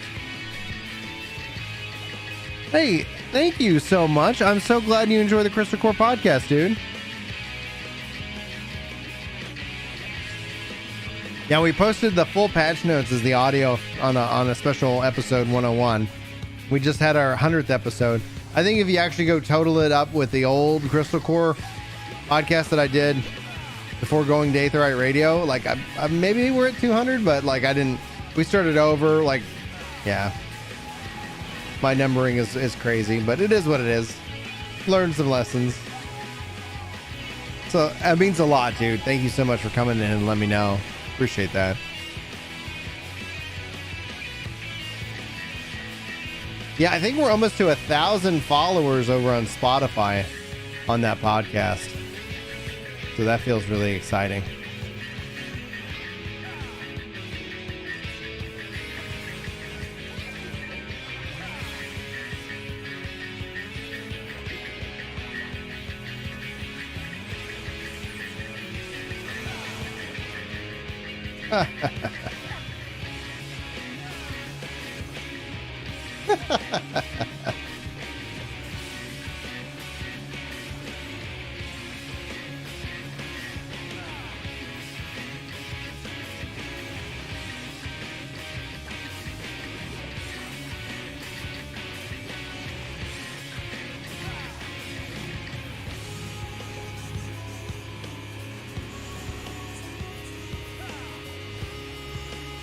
All right.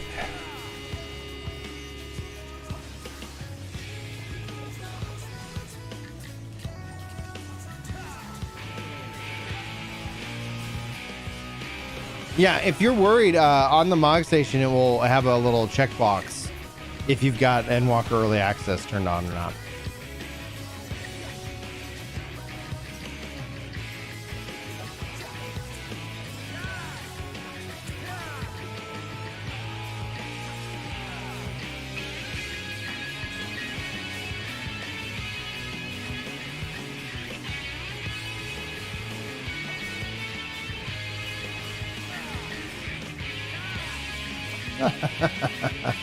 Oh, they knocked me off.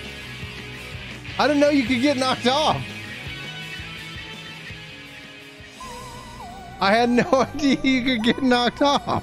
I've never been knocked off the level.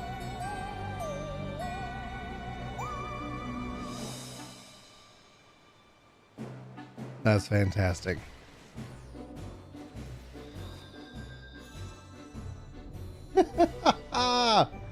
Oh man, I love discovering things that are new.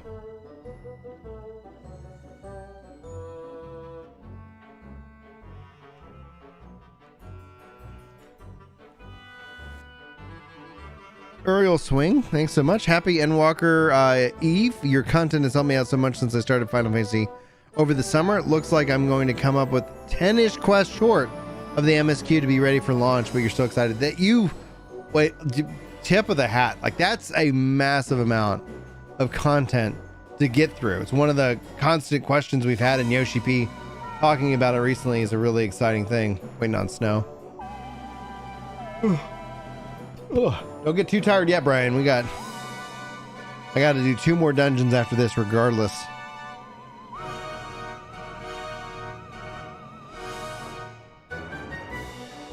Yeah.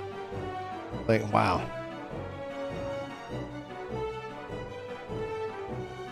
Perfect.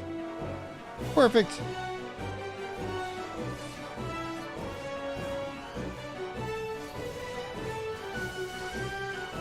All right, let's move forward.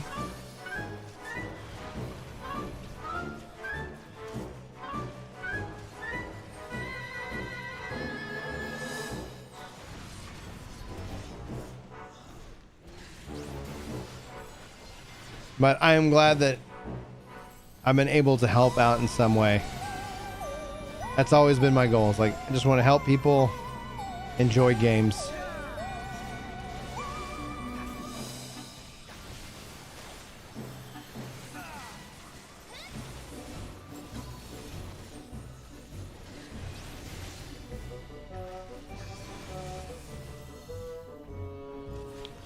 Oh man, do y'all see the status update for Sprout status?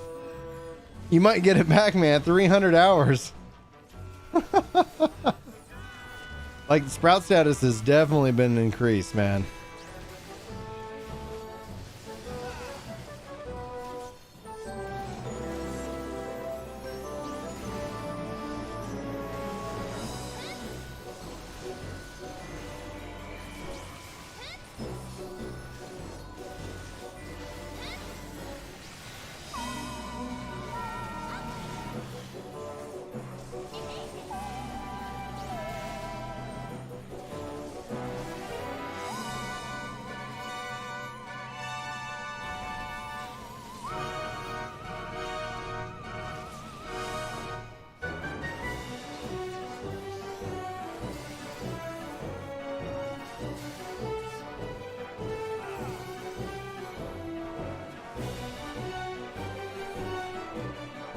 It's slash playtime. So play. So my playtime, and somebody do the math on this, 200 days, 20 hours, and 49 minutes.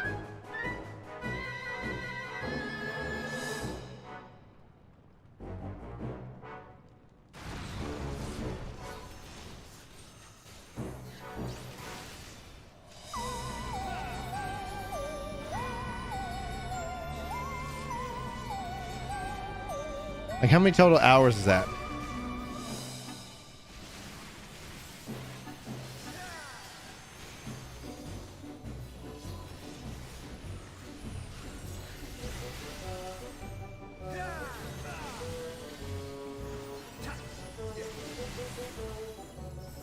Just around 48.25. I'm definitely gonna hit the 5,000 in endwalker.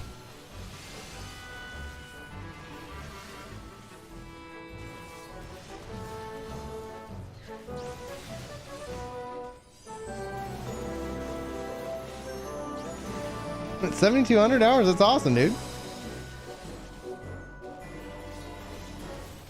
long as you've been having a good time with it, like that's a good time.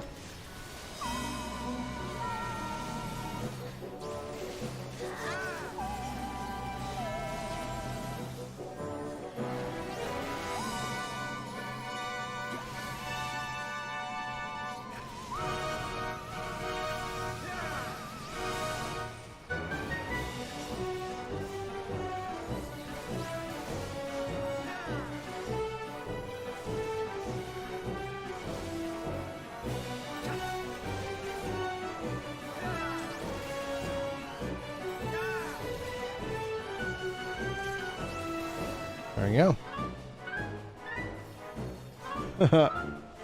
Oh yeah, I hope you guys like have something fun to do during the 24 hours. Like we got the podcast, we actually got 2 podcasts, so if you want the full notes, but the podcast with Larry Czar and Rook, like we scheduled that so that it would be up, and if you're just like, I'm missing 14, it's like you can get some 14 in your feed.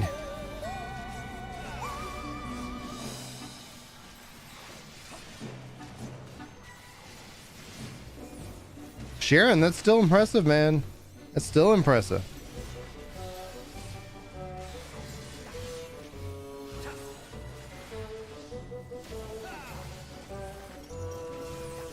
Started a few months before Heavensward was released. Oh wow, man. I still think that's long enough to be classified OG because you were in ARR. Warrior of Lights. Oh, thank you so much, man. Thank you so much. I appreciate that support. Enjoy your emotes. Enjoy your role on Discord. And thank you. I you know, the y'all support just means more content. Like at the end of the day, that's what that means. So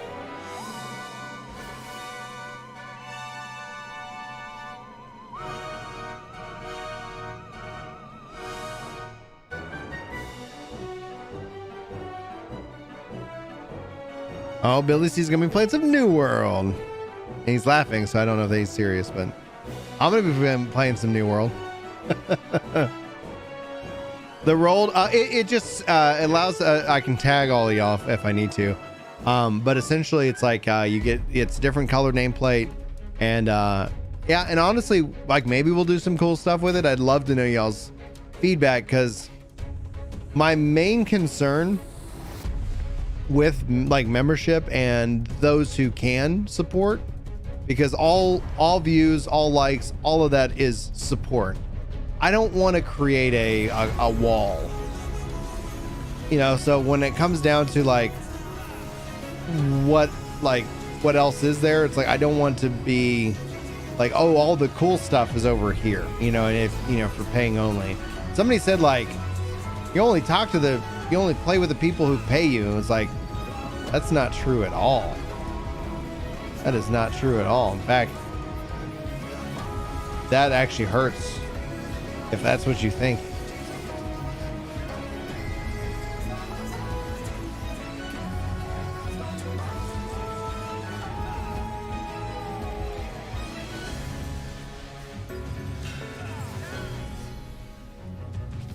Yeah, I don't think community is about payment. I think community is about, like, that's why I love the YouTube model. It's like I can make really cool stuff, and the ad revenue helps cover the, you know, my costs. And then you have NBN putting out I don't know what SGDs are, but thank you for the 20 SGDs, man. I appreciate that, dude. Thank you so much for that support. There we go. I was like, where's the pig? I can't target him.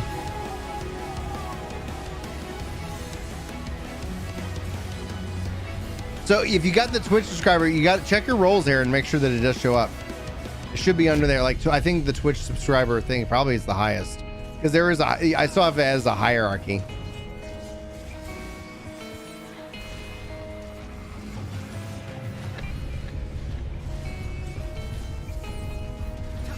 Singapore. Well, hello.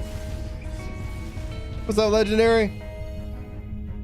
Dude, yeah, and this is the farewell to Shadowbringers night, man. Gotta play. Gotta make sure my challenge logs are ready to go. Thank you, NBN, for that support. I appreciate that so much.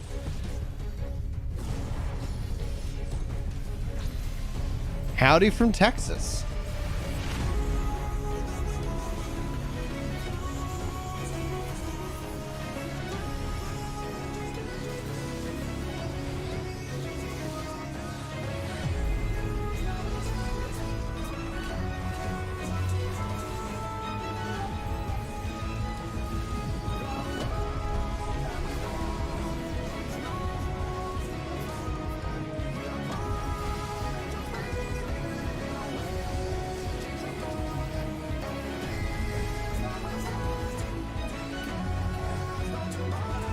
That air attack is a neat framing. Oh yeah, this dungeon, honestly, I guess if I had the time, I should have done a tier list of the dungeons of Endwalker. Yeah, maybe I can still do that, you know. I can do that. I mean, not Endwalker, Shadowbringers. I can do that in this next week.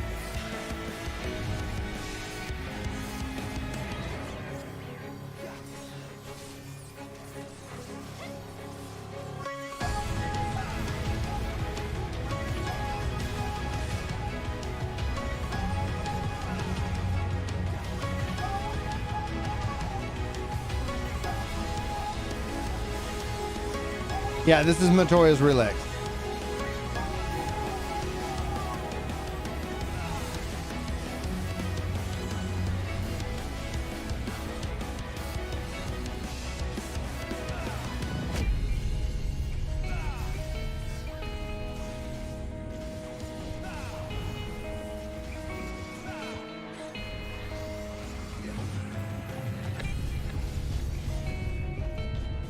Thanks to you so much, Riku.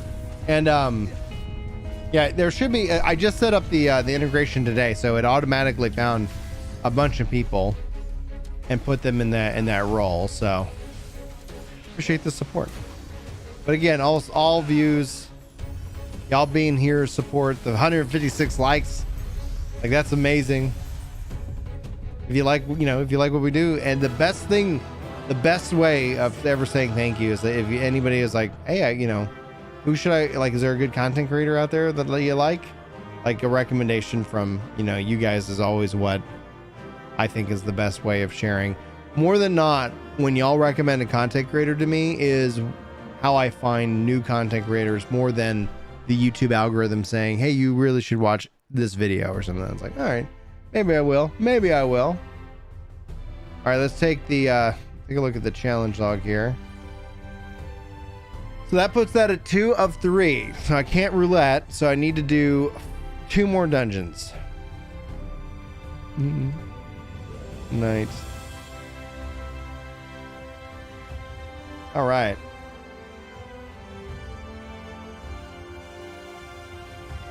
The title of the stream, Farewell Shadowbringers. Yeah.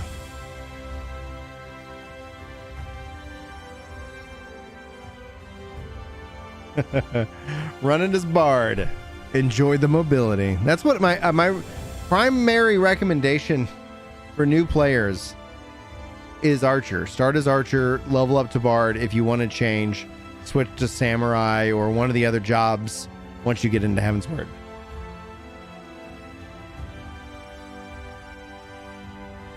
Sage is going to be unlocked on Limsa, and Ulda is going to be Reaper.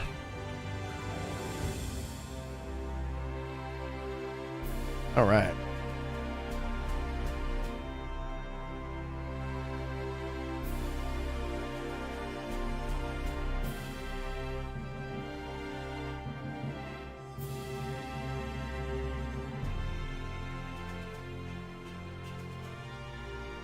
All right, let's see here. I'm gonna go ahead and reform the party, and we'll open up Party Finder, and we're gonna knock out 2 dungeons real quick. If you want to join in for the challenge log, let's go to. This should be fairly quick. The anti-tower is usually fairly quick. So password's going to be 9999. We're also going to do it. Does it matter if it's unsynced? Does it matter? I don't know. Anyway, Party Finder's up. Oh, I love the anti-tower too. Anti-tower is a really good one. It'll be interesting to see how and what changes.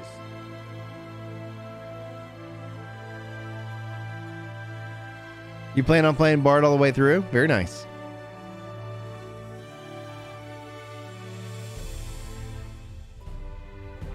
I wonder about the Delirium thing, because they say that like there's even going to be an echo and stuff applied to that. Yeah, that's true. I guess I've run it when I've run it synced. Yeah, I guess we'll see.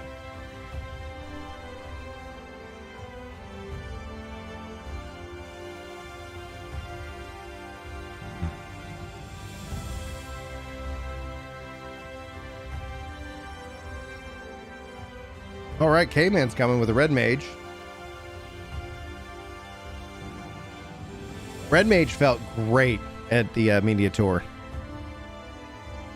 Hey, what's going on, Gegsy?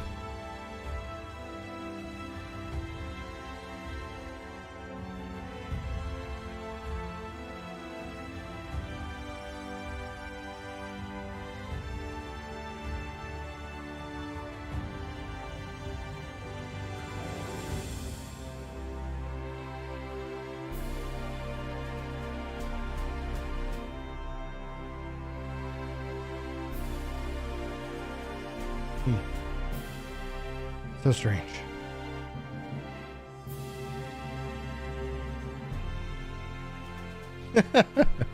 Your blessed play plays Black Mage and doesn't much care for your ability to run and jump all over the place. Those are the breaks, kid. Those are the breaks. We got Nero. All right.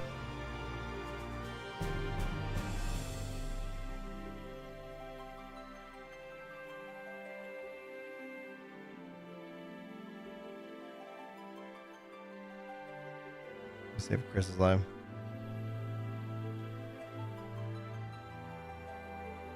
No, he's still not live yet.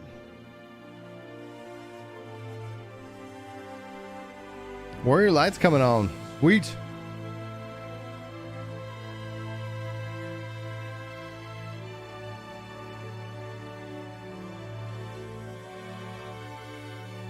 So what about story boost for alts? I have one on Aether on your server. Will they be available for early access on the 7th? I want to go through Endwalker once. I don't think I can do it twice. You won't be able to boost all the way through Endwalker. You'll be able to boost up to Endwalker. But they're also going to be adding in Data Center Visit. Excuse me. So Data Center Visit, I think, negates the pressure to have alts on multiple servers. At least that's always been my take on it.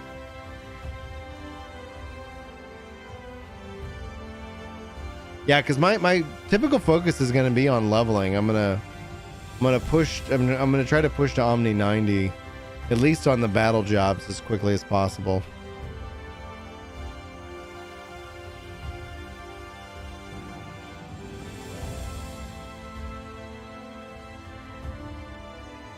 But yeah, you can still the Monk Station should be updated, so you should see like the boosting to Endwalker and all that.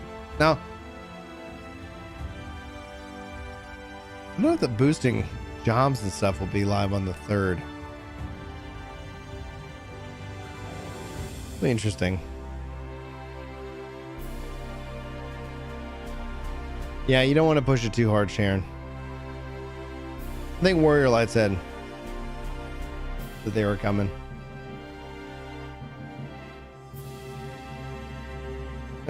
Yeah, James. I use a Xbox Elite Series 2. I got back paddles that are set to like target switching. Let me actually show it off.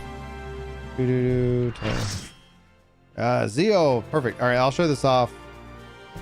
And then, no, actually I'm gonna stay here because I'm enjoying the music. We'll show it off in the dungeon.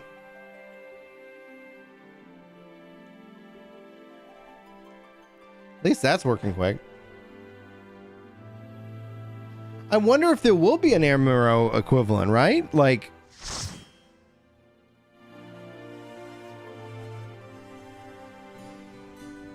I would highly recommend switching to the controller, James, but I'm biased. So let me pop that on. Dum, bum, bum. So here I got kind of one target. You can just press like a single target. Now I got some ads. I can actually like press the back paddles and tab between them while I'm just like you know, attacking and doing my thing. So if you need any tips or whatever, like I got guides up on like the ultimate controller guide. If you go look at any of my controller guides here on Ginger Prime, the ultimate one's posted over on Work to Game, and like it walks you through everything. And I'm gonna put out like an updated guides for Endwalker, because Endwalker's got ground targeting changes that are, I think, really nice. So it's a feature that I highly recommend, and honestly it's gonna be something that I think will be interesting to test out with the speedrunning community. Apologize for the yawns. Apologize for the yawns. Get that moon Gumby mount.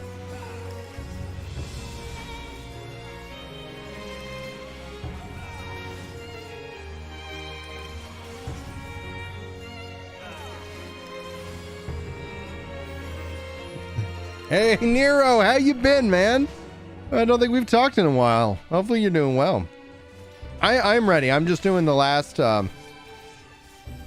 of my challenge log so that on Friday morning I log in as a Reaper. I can go run a dungeon. I go turn in my Wondrous Tales. I'm hoping to be flooding myself with tons of experience to get to 71. We're going to Zadnor and just level. Thanks, Jay. Honestly, that means a lot.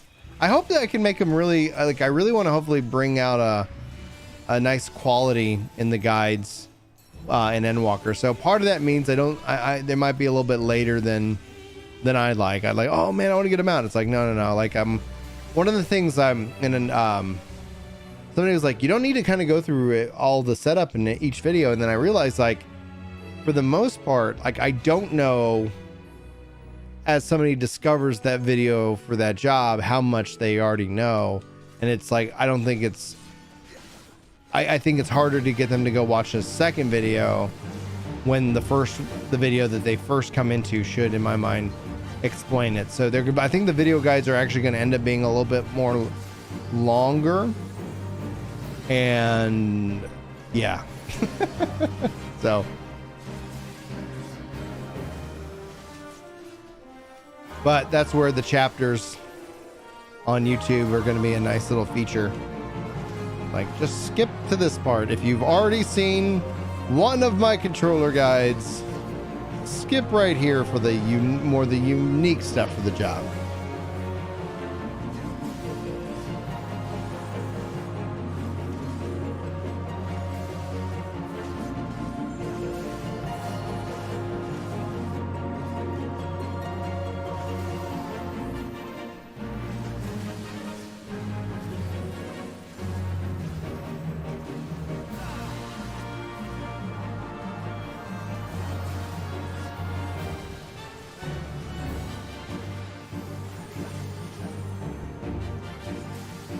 Yeah, hype time indeed. So what's everybody going to be doing? What's the job you're taking to? I see a lot of people in chat earlier saying Bard. So what job are you finishing Endwalker on?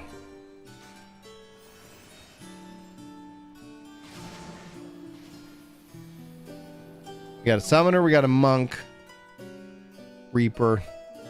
Have they shown the other pre-order bonuses? I only know of the ring. Yeah, well, you get a like Palm or something like that. And yeah, you get the earring, early access, Palm. I'd have to look at it. It's been a while. I confirmed my early access today.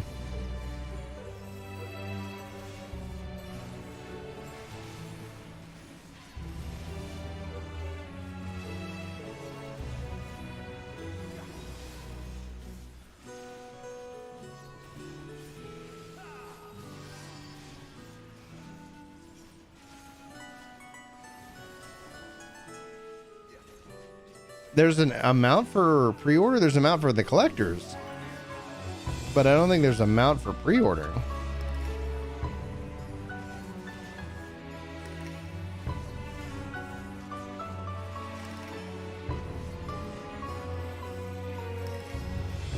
You don't have to, as long as you've registered the code, and if you've already got your earring, that's pretty much confirmation. I think on PS4, like if you pre-order through the store, I think you're set. Ooh. Blah.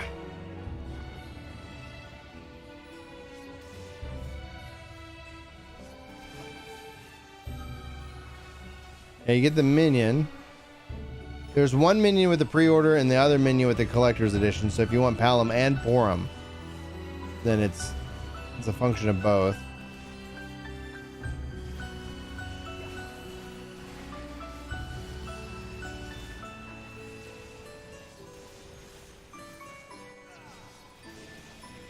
Man, if they give me the ability to track achievements with the new achievement window, that's going to be so nice.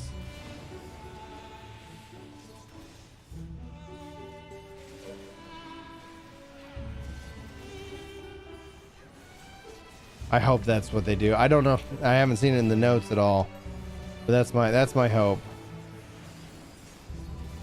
Because if I'm sitting here like, oh, I'm working on my, let's say my tank mounts stuff, like it's gonna be so nice to be like, great, like I've got, you know, 100 of 200, you know, things to go. Let's keep plugging away, keep plugging away.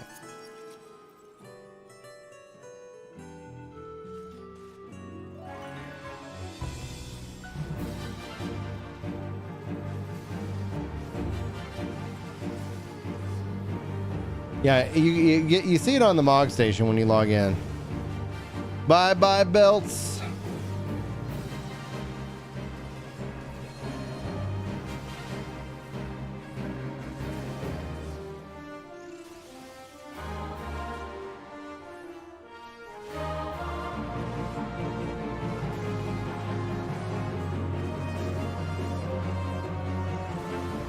Sooner or later, I do think that something of that nature has to happen.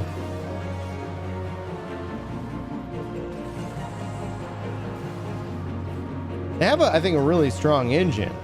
I just think that, like, it's either going to happen all of a sudden or it's going to happen continually, subtly over the course of years.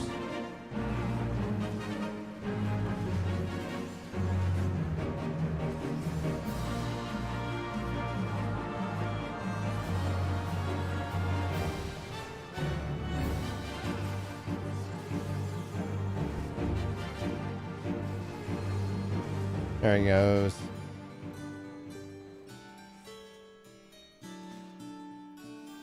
Seven point oh seems like a logical step in that direction, Sharon. Because if Endwalker finishes the story, imagine if they were like, all right, and here's our 10-year plan. You know, I don't want to get anybody's hopes up, you know, like that way it's like, oh man, like, yeah, it's 7.0, it's going to be amazing. And we're going to get all these things, but they talked about obviously like updating the friend, like there's systems in the game that I'm like, yeah, come on guys. Just the fact that like you can sit here and one of the notes for crafting is like you could add the materials to your favorites thing on the market. I was like, that is amazing. Like that is such a nice feature. What am I doing targeting a treasure chest? Lame.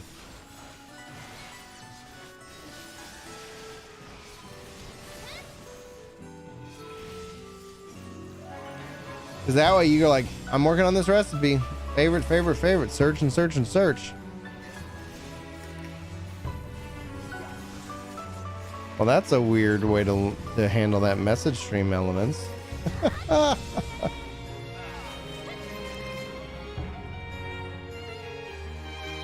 all backwards.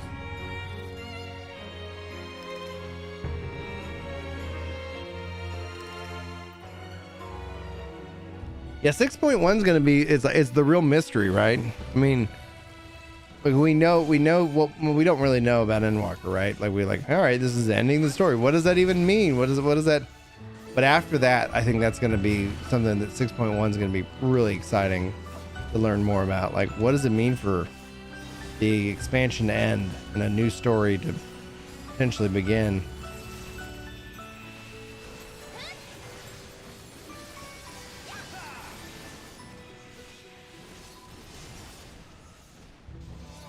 Yeah, like an inner story, right? Like, all right, this is what happens. And then I'm excited. Either way, it's going to be fun. It's going to give us a lot to talk about. It's going to give us a lot to play and be excited about. We got Pandemonium. Then we also know we got the Mists of the Realm coming into play. And we got actually a lot of information on 6.1. 6.1 is when we get the PvP overhaul. Honestly, I think that's something that's really exciting, and I hope that kind of helps feed the starving PvP community.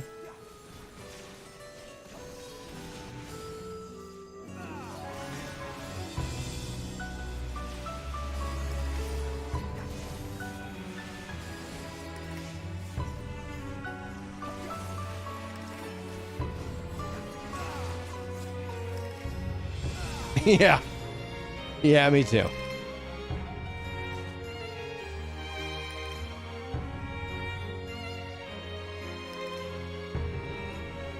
Well, with the lottery system they're introducing to half the wards, I think that's going to be a huge help.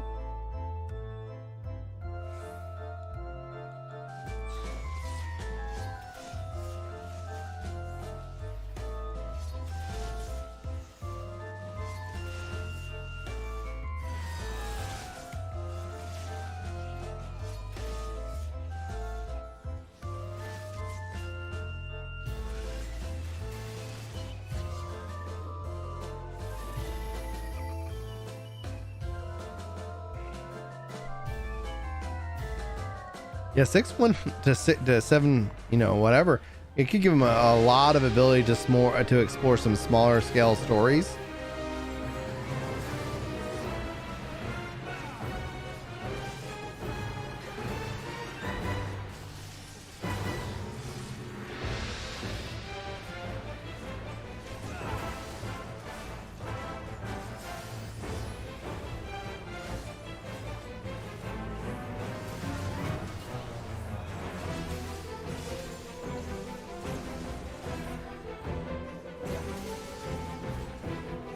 You can't attack from over there, Snow, and they're gonna keep reflecting on you.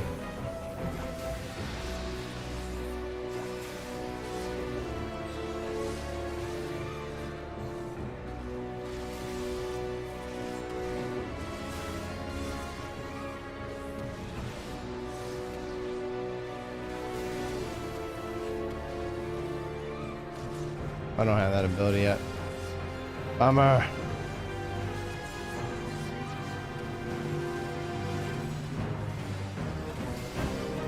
There's a Gubu wall outside the Rising Stones on Sarg. All right, we got to go join in on that.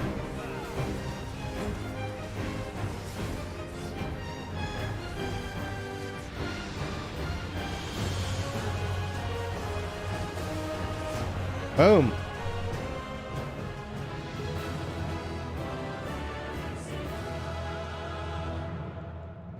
All right, let's go out to the Rising Stones.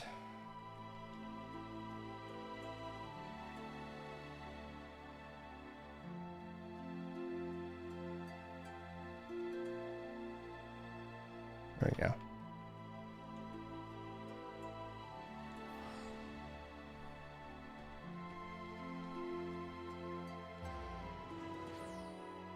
What's going on, Slow Roll? I'm doing good. Hell's Lid speed run? We can do a Hell's Lid speed run.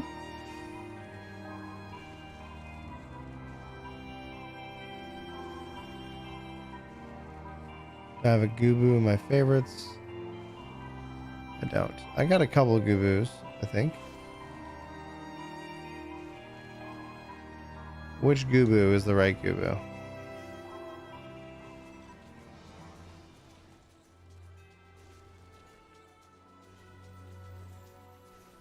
There's the 1.0 Gubu, and then there's the Beast Tribe Gubu.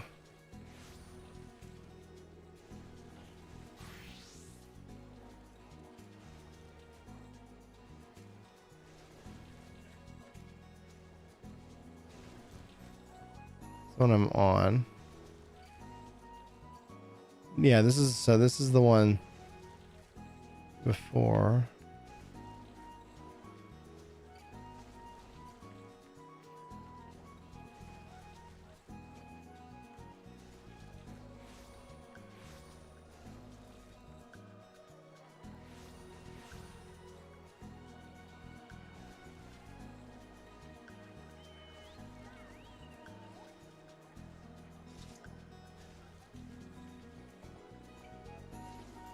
I never buy it because I already had one? Huh, maybe. Sounds a lot like me.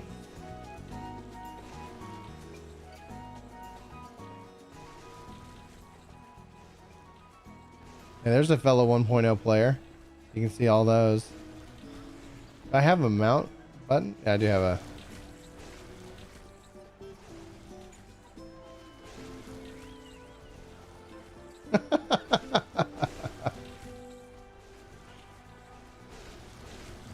Definitely different from the Great Gubu Wall 1.0, but it's still.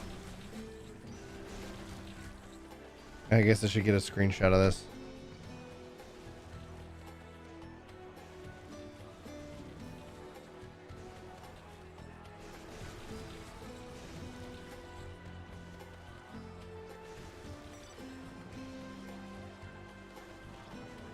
Tweet this out.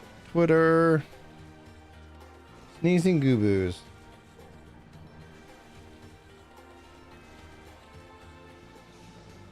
You spell Gubu.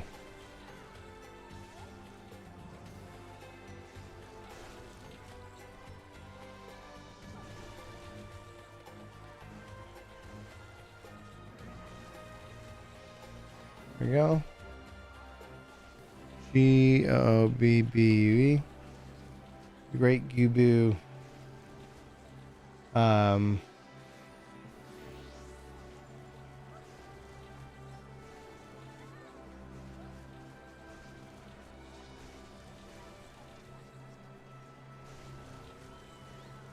G-O-O-B-B-U-E.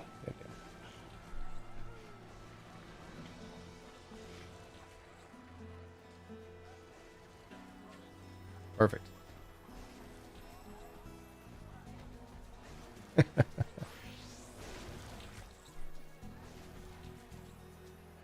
Oh, the Reaper NPC spot? Nice. I need to plan on that. All right, let me do Party Finder if anybody wants to join us. We'll do a Hell's Lid.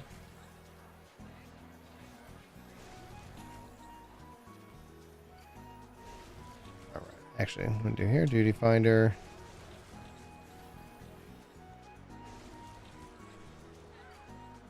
Clear, Storm, Hell's Lid, Recruit,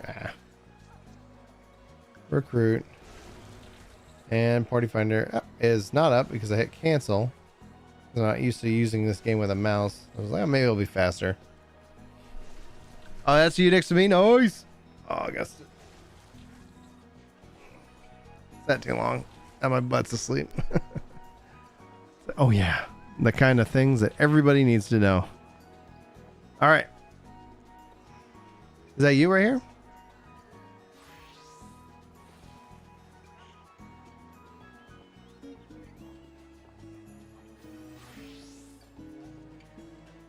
Float to show dominance.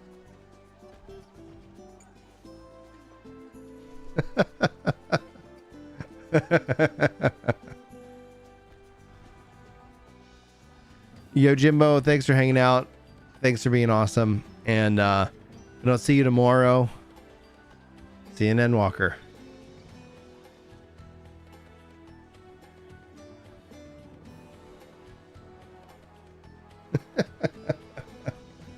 Oh my goodness.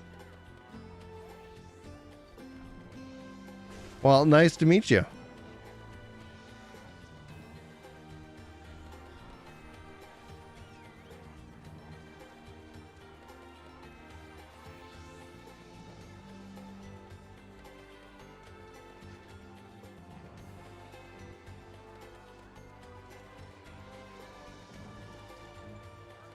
Why buy the inferior when you have the superior? Yes. More people. Yes. More gooboos.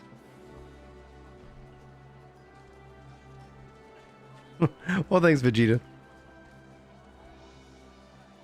All right. We picked up one more. So if anybody else wants to come on, we're going to do a Hell's Lid speed run.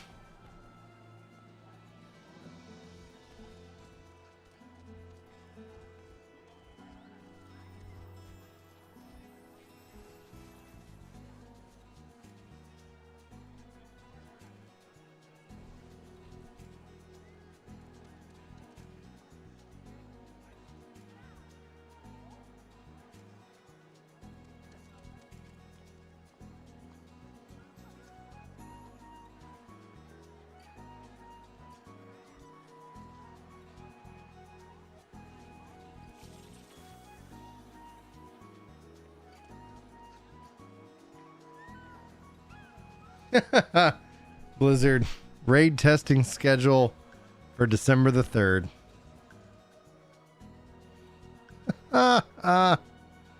That does feel a little bit shady.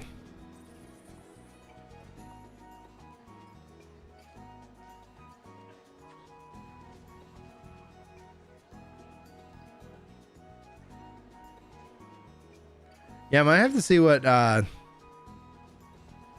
speedruns options and things like that are. I had a lot of fun doing Sestasha, and I need to spend some time with it a little bit more, you know?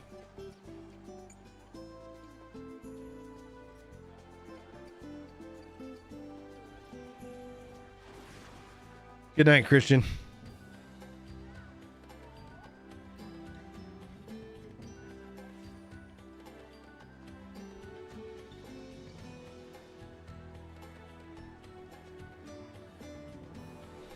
Like, they can have their own schedule, but it just seems strange. At some point, you're like, what's really happening? All right, we'll do it. We'll see if we can find a healer.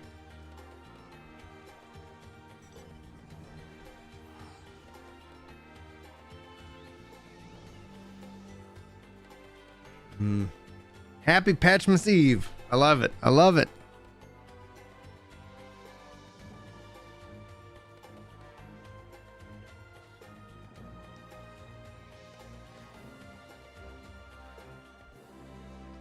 You think the funny EverQuest 2 expansion? It sucks to have to launch in December. It's like, I wouldn't want that on anybody. Thanks, guys. Also, for those of you who are calling it a night, thanks for the 171 likes. It really means a lot. It helps share out the stream and more. Do I visit other data centers at all? I don't. I have a couple of characters, and I have gone over to other data centers for certain things. It was somebody did a 9/11 memorial over on like Primal, and I went over for that. That was really nice. But data center visit should make that way more of a possibility.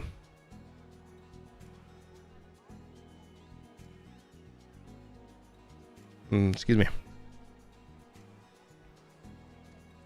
I know there's a lot of others like with Llama Todd and all them. They have like max characters on all the data centers, so they can just, I'm gonna play over here today. I'm playing over here, and tip of the hat for them on that.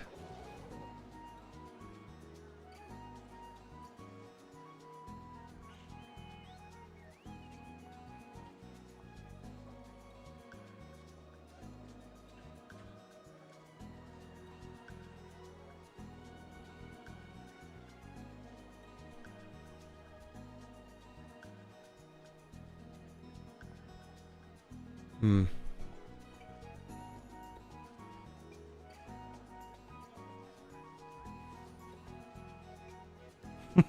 That's impressive, Aaron. That's really impressive.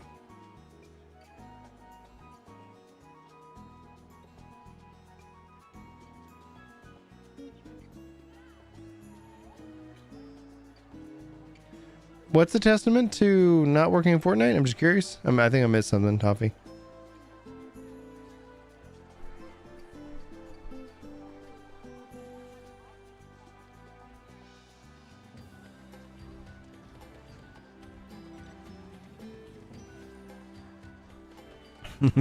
Get some sleep, bring back Velvet Dogs.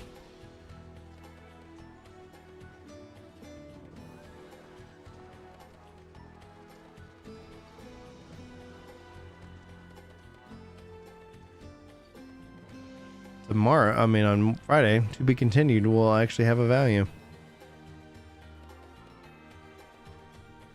There we go.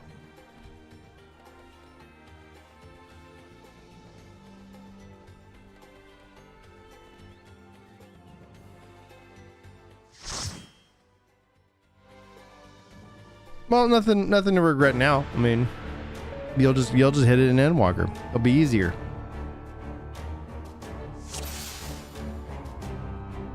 Man, if they got it to where tank stance didn't turn off when sinking, that would be so sweet.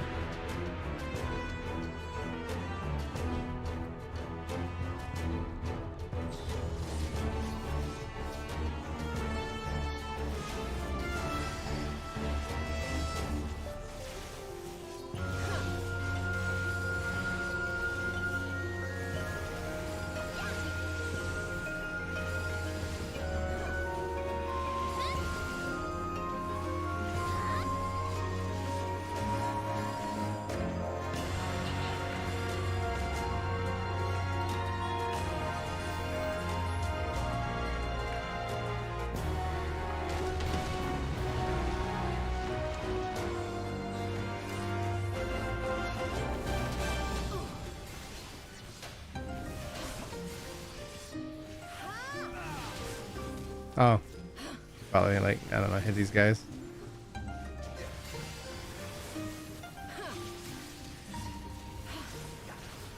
Just getting in the zone. Sorry guys, fend for yourself.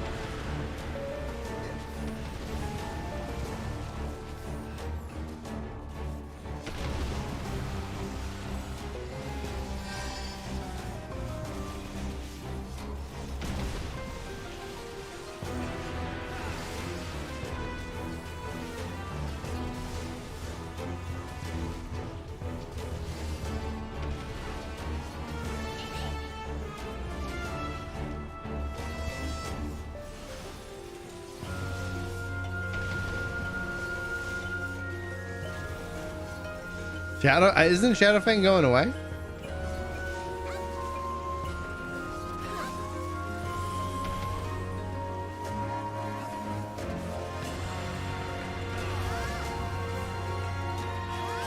Wouldn't that be insane, Wasfit? Wouldn't that be just insane?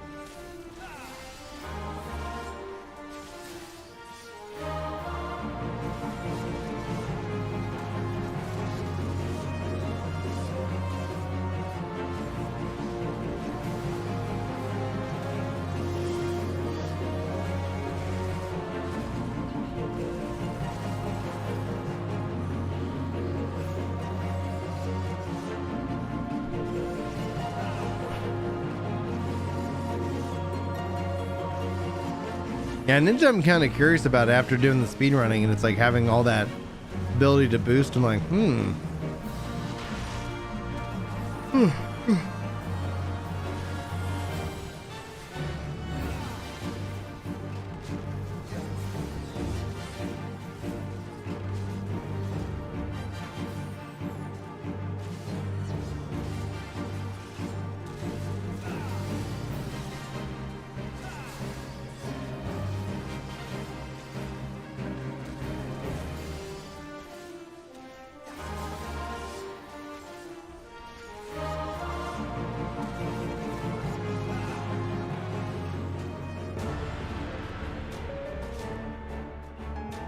I don't know if I'm going the right way.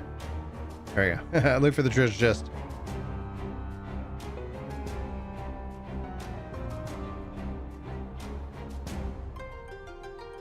Oh man, Basak, Sandy, Windhurst. That'd be so wild.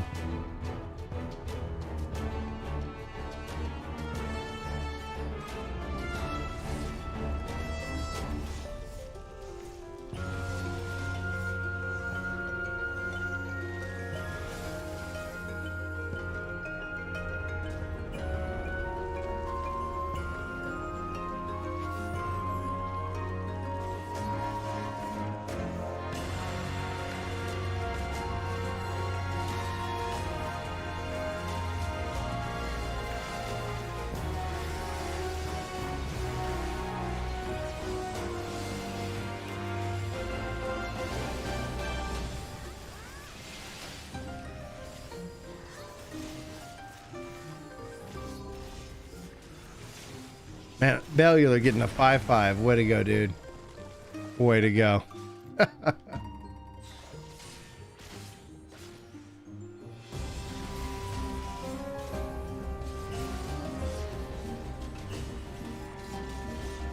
Hopefully it doesn't get burned out in 7 Endwalker and be like, woo, I'm tired.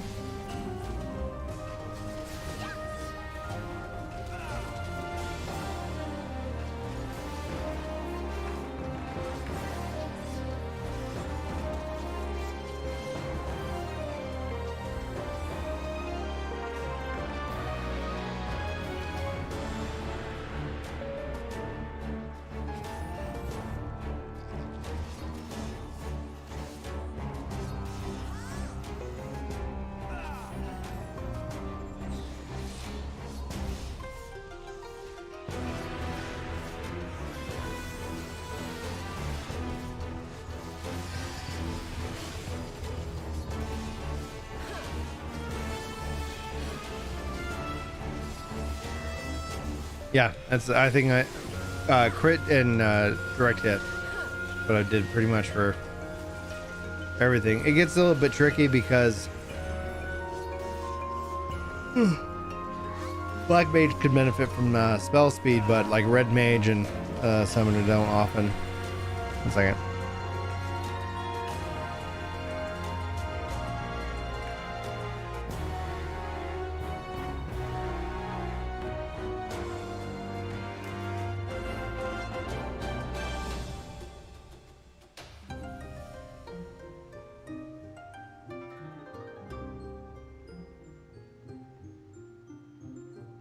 All right, I'm back.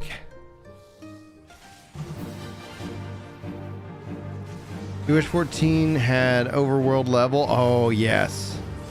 100%. I actually asked her that at FanFest.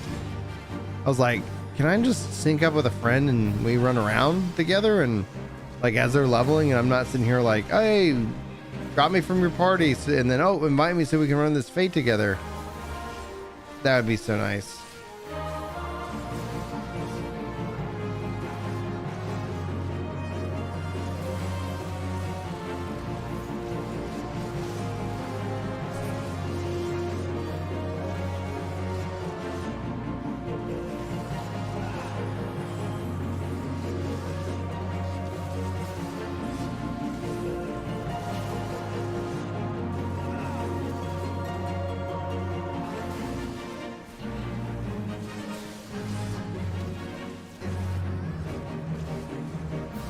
Which is my favorite zone of Shadowbringers? or overall.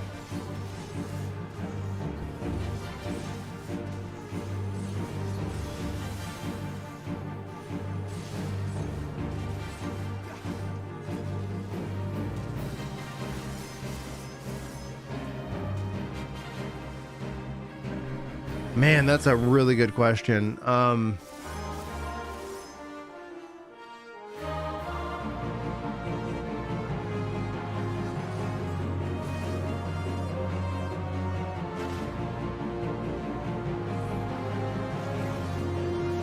Like, I could easily say like Eureka, but I haven't seen all of Eureka, so that wouldn't be fair to the Eureka system.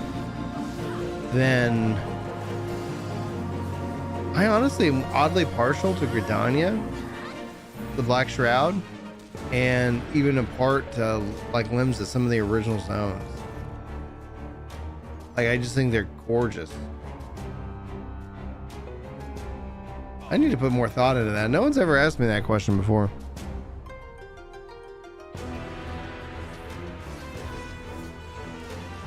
It had a botanist on it. It was a botanist card.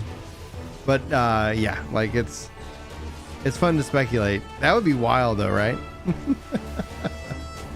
That would be so wild if that actually ended up panning to be true. One of the things that's really improved my enjoyment of the game is actually like not idling around my house, but actually going and like being in Gridania and, like, you know, seeing the players and seeing the chat and things like that.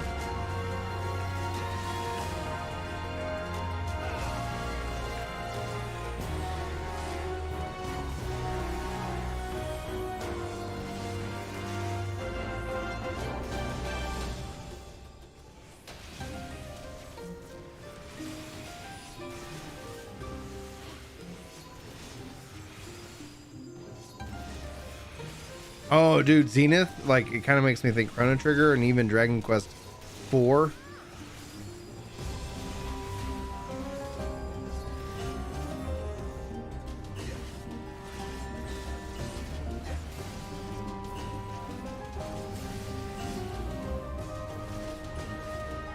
Haven't seen the Odin Fate in years, I know, right? I remember that was a thing.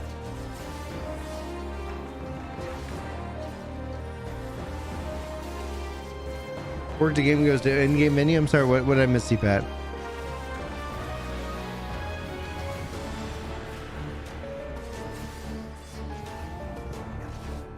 I know, that's what I'd love to see those things brought back.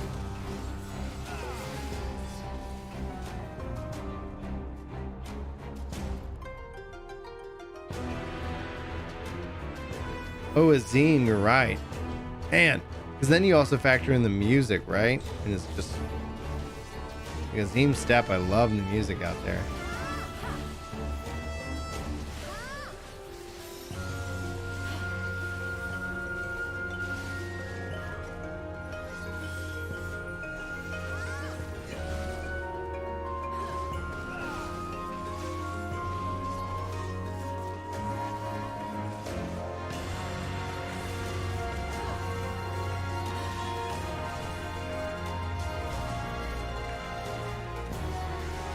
Well, that's what they were originally talking about. Like, they were going to have primals out in the open world, and if you beat one, like, the whole server would know. And, you know, Yoshi P's, like, he hasn't abandoned those ideas either.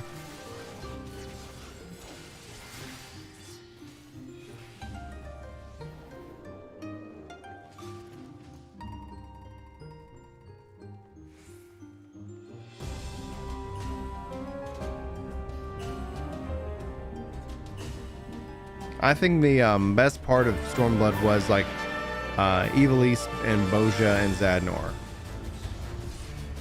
Like, for me, Ivalice, Bozja, and Zadnor were the highlights of the expansion.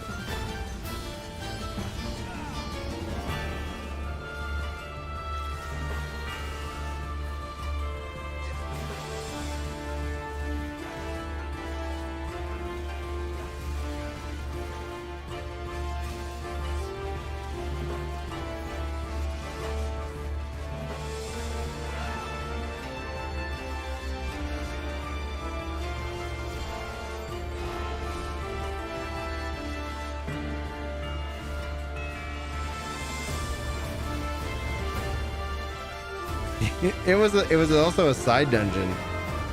You know, you got to it a little bit through the MSQ, but then it was like, okay.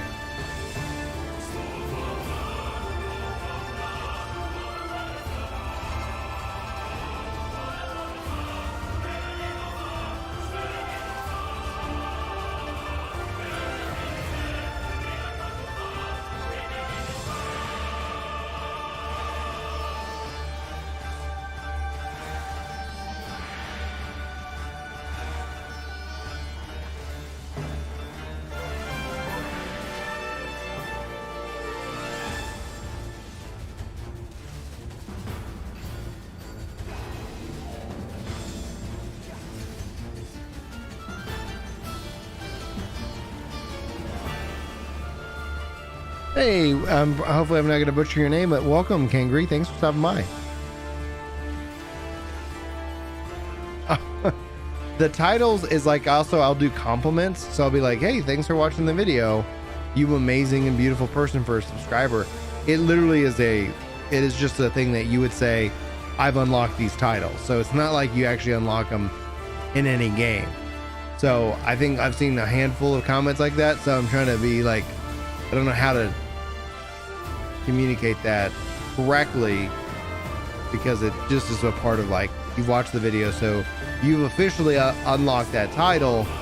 So if you go into a game, you can say, hey, you may refer to me as, you know, Lord of the Inferno, or whatever, you know, like whatever titles that you've you know, gotten. So when you watch the videos, that's how I know you know what, like, I don't know what video specifically, but I don't know, I thought it was just kind of a fun thing.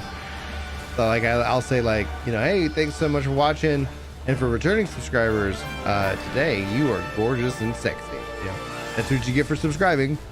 Free compliments at the start of the videos. Like, it's a way of helping me get over my, like, anxiety with the call to action, which is important, because when I say, you know, I thank you guys for liking a video, when I remind y'all, like, I'll get somebody who's like, I hate when YouTubers do that, but then, like, just from an analytic, data-driven perspective, like, that's less than a percent of some, you know, of the community. Everybody else seems to be like, oh man, yeah, let me do that, you know, etc. Yeah, Dungeon Master is almost complete. I can actually vote. Yes. All right, we did it. We are fully prepped for the expansion. Woohoo! Thank you all. Yeah, that's, I should probably, yeah, I'll log out in Ulda.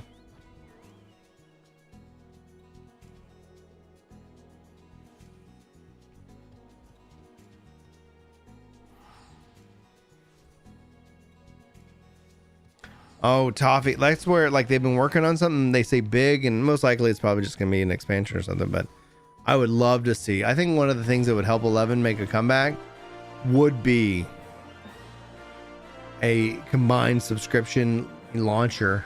And then also, if you had a combined friends list and things like that, to where, like, hey, I'm playing 11 right now. You could see me. You could do all that and everything of that nature, right? So I think that's going to be how it is. 24-hour stream. No.